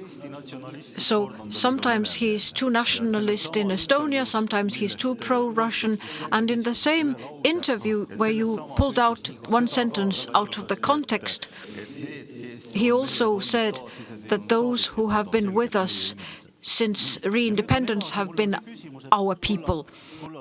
But friends, politicians, so what do you want? Do you want to increase this segregation, or are you pro-integration? So if you support segregation, then we shouldn't follow the proposals that EKRE has done, that we should actually write what is on the screen in Estonian, that we should stop mass immigration. So if you don't agree, then you're actually increasing this segregation. And as for the parameters, whether things are good or bad, the best example is the mixed marriages. And the number has dropped. It's also how people perceive themselves. People define themselves differently. So where will we have enough Estonian men in Narva to marry Russian-speaking women? And remember, teachers being paid 3,000 euros in Narva. Can I answer? Please. Do you also have a button that you can switch off my microphone like the Speaker of the Parliament could switch off? Well, men and women in Estonia who marry someone who has a different language. Well, this situation will continue for hundreds of years. So forget the slogan, very quick integration. It can never happen that we have such a proportion of those who are from abroad. So such quick integration will never take place. It takes hundreds of years. And if we think of the other conditions, so if we stop immigration, then in hundreds and hundreds of years we could achieve this. Otherwise, we just carry water with a sieve. But hang on. But Jaak Valge is already repeating it once again. May I just take the moderator's role? Go ahead. Are you really saying that we shouldn't support Ukraine? What is it that you are saying? Mina räägin sellest praegu ju aastast ma enne ühes lauses ka toonitasin. I did stress it in one of my... I'm not talking about Ukrainian refugees in case of mass immigration. I'm talking about this regular mass immigration, people moving into Estonia. And since 2017, about 3,000 to 6,000 Eastern Slavic people from Asia and Africa have come to live in Estonia. Ukrainian refugees, it's a different story. Yes, we have to support them, help them, but I think that our policy of refugees is not enough. But that's a different issue. Do you have any other prescriptions or any other signals we should send to Narva via Tapa and Rakvere? So after everything we've heard, experienced, how should Narva become more Estonian-minded and Estonian-speaking? Eduard Odinets. So for 70 minutes we've been sending out these signals, Russians to Estonians, Estonians to Russian speakers. And when people, Daddy Marsha from Narva, she's not going to send out a signal. But if we keep sending those signals. Maybe this lady from Narva will go to the main square and send out this signal. All of us here, we are all members of the parliament, current and future. We are, with each word, each thought, are sending Auntie Marsha and Uncle Vello signals. If we keep about saying that we keep bringing in immigrants, this is the signal. So how do we perceive all of these people? We are such a small country. Everybody matters. Everybody who wants to support our economy, our education, we have to support them. Estonians, we have to preserve this Auntie Marsha, not herself. Alexei Yashin. Yes, I think that if you look at the broader picture, those 3,000, 4,000, 3,000 to 6,000, as was said, who have come to live in Estonia per year, it's connected with the decision we once passed that we will become members in the European Union. Our borders are opened, and it's not just about people coming from the third countries, but in this case, the figure I said, up to 6,000 people, these all come from the third countries.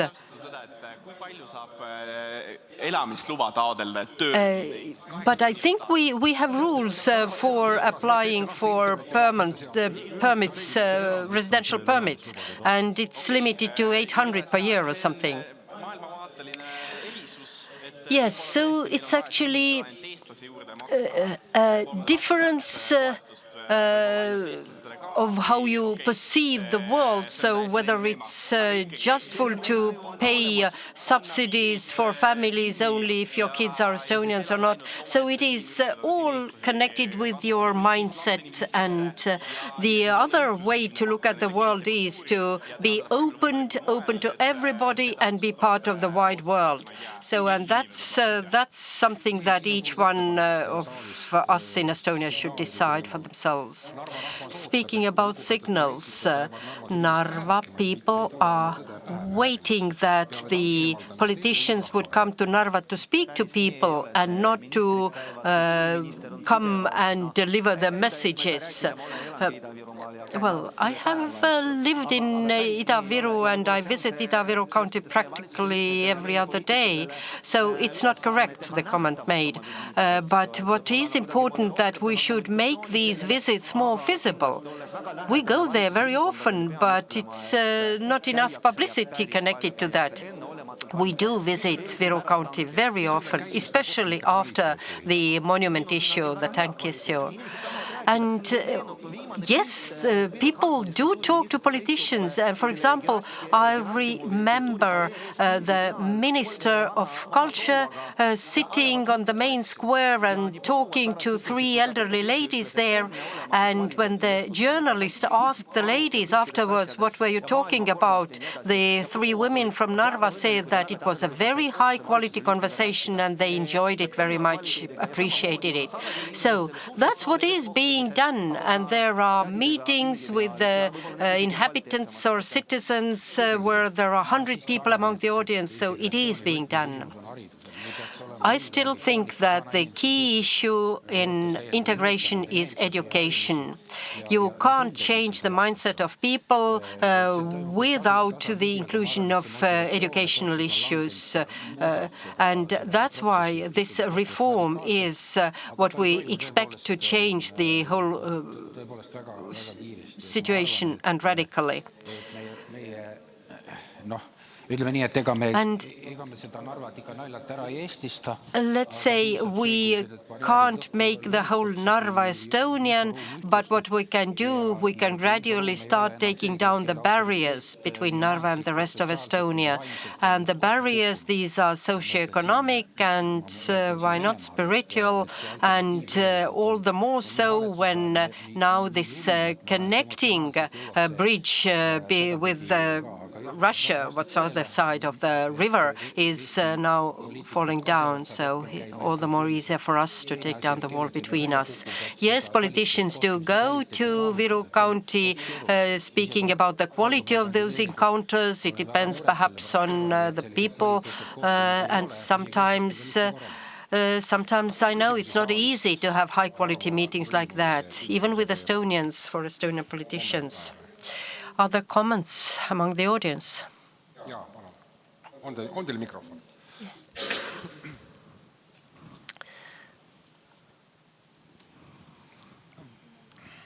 Aitäh. Thank you. Is it okay if I ask my question in English? Yes. Saate ikka aru. Thank you very much for this very lively debate. One thing that really puzzles me, I recently moved with my Dutch-Estonian family from the Netherlands to Tallinn. And I've been coming to Estonia since 2005 and really witnessing the Estonian society becoming more multicultural, to use this word. And this is one of the reasons that I feel welcome here at the moment.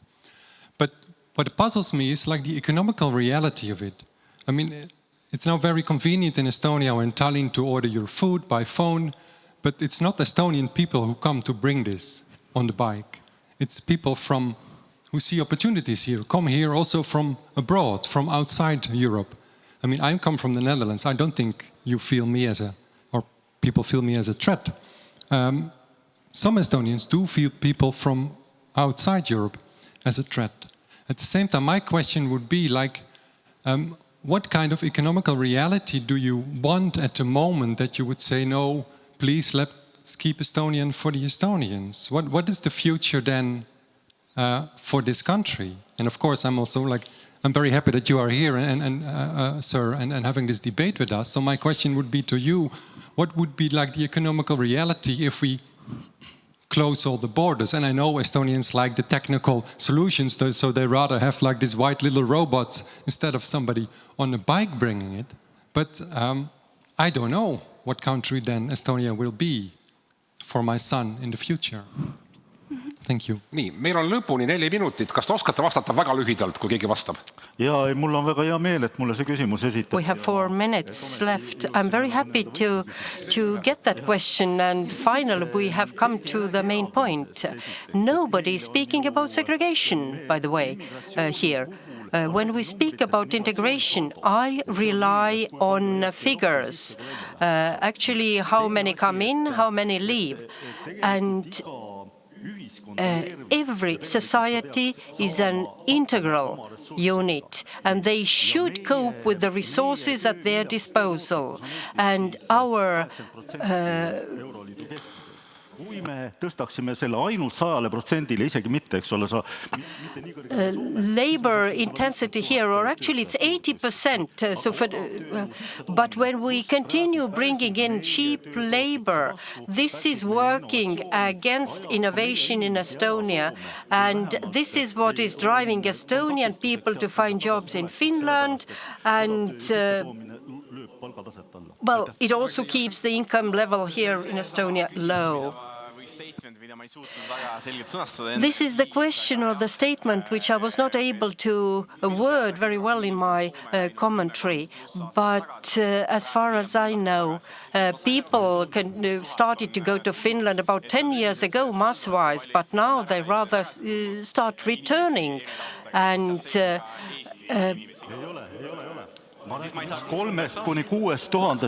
I'm speaking about 3,000 to 6,000 people coming from the third countries annually to Estonia. Well, if you don't know the exact figures, then, well, we can't talk about it. I'd like to see Estonia which is opened, which is friendly, and which is welcoming everybody despite from where they come. Okay, 2 minutes. What Narva would you like to see in 25 years' time? I'd like to see Narva as an Estonian town, Estonian-speaking town. Estonian-speaking, do you think it's possible? What was the time frame, 25 years from now? Why not? Why not? So that the second language, even if it is the second language for many, it's still on a very good level. Sergei. So Narva is already an Estonian town. You don't need to repeat that every time. Narva was and is going to stay an Estonian town, and most probably are going to hear more Estonian language on the streets. The Narva educational system is Estonian language-based system, and Narva people feel themselves part of the Estonian society. They are loyal, they respect Estonia, and the rest of Estonia respects Narva. I think it is a bilingual town and Estonian-centered or Estonian-minded town. And I think that if people prefer to live together with people who are similar to them, that's their right, and we shouldn't do anything to prohibit it. And multicultural culturality shouldn't be, diversity shouldn't be a goal of its own rights. I'd like to see Narva people well provided for and happy in where they are living. In a way, I agree with Jürgen said. As a matter of fact, you can't change the nature of people. If they prefer to live together with people who are similar to them, let them do that. But we as a state, we shouldn't interfere there. Let's give also the floor to Andrei. It's possible to convey Estonian values to other people also in other languages, and they will still be with us in Narva in 25 years' time. Thank you to all the participants of this panel, Aleksei Yashin, Jaak Valge, Maria Jufereva-Skuratovski, and Jürgen Ligi, and Eduard Odinets, and Victoria Ladenskaya-Kubits. Thank you. Let's thank also Yuri Nikolaev for moderating this debate. But now we are rounding up this conference, and politicians are free to stand up and leave. But we have a look at the results of our Gallup.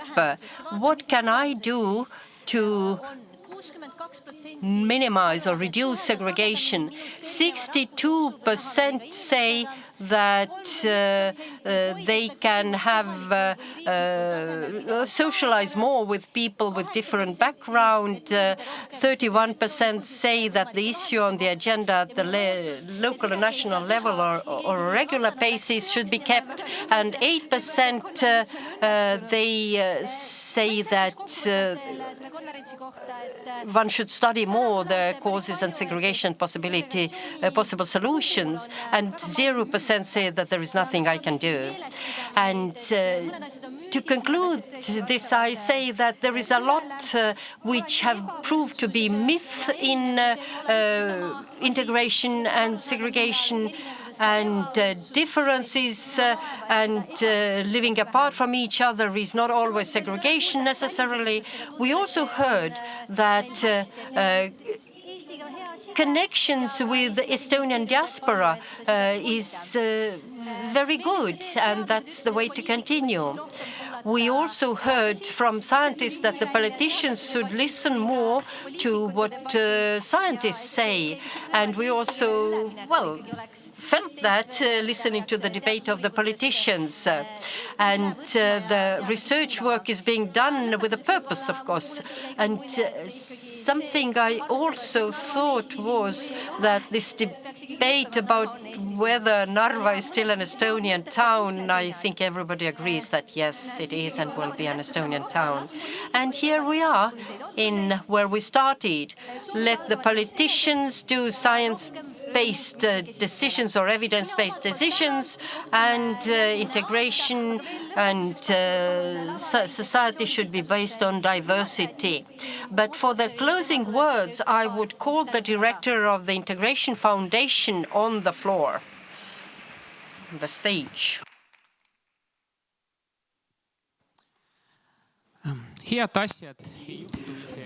Good things don't just happen randomly. We had 2 very fruitful days at this integration conferences, and now it's time to thank everyone who made this happen. I would like to thank all the presenters. They contributed to the program of the conference and to the succeeding of the conference. Thank you. I would also like to thank our volunteers from the foundation who helped: Maxim, Maigrit, Aare, Kristina, and Artur. Thank you very much.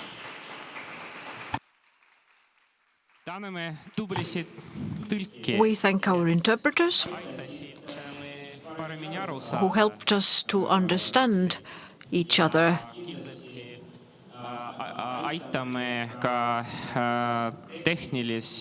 We also thank our technical staff, the technical team. They were almost invisible in organizing so that we didn't have to worry about it. Thank you. I would like to thank all the participants of the conference here in this auditorium and via the web. If you followed us throughout the program, during the coffee breaks and at the reception last night, we had a lot of fruitful discussions. We also made specific agreements how we can move on with certain issues. Thank you to all participants.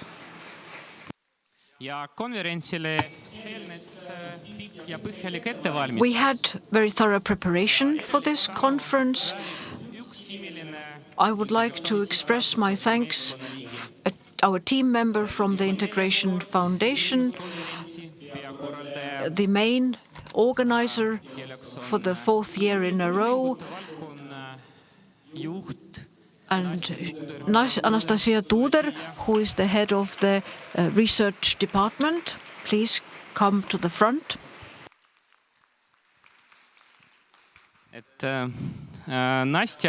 Nastya is aware of all the different developments in the field of integration, and thanks to you, Nastya, we are more wiser and more aware. Thank you very much. This has been a very successful, and this is an important conference for the whole of Estonia.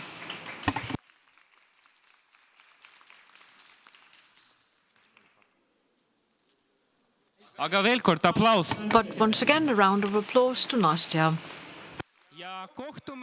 And hope to see you all next year at the Integration Conference 2023. See you next year. Goodbye.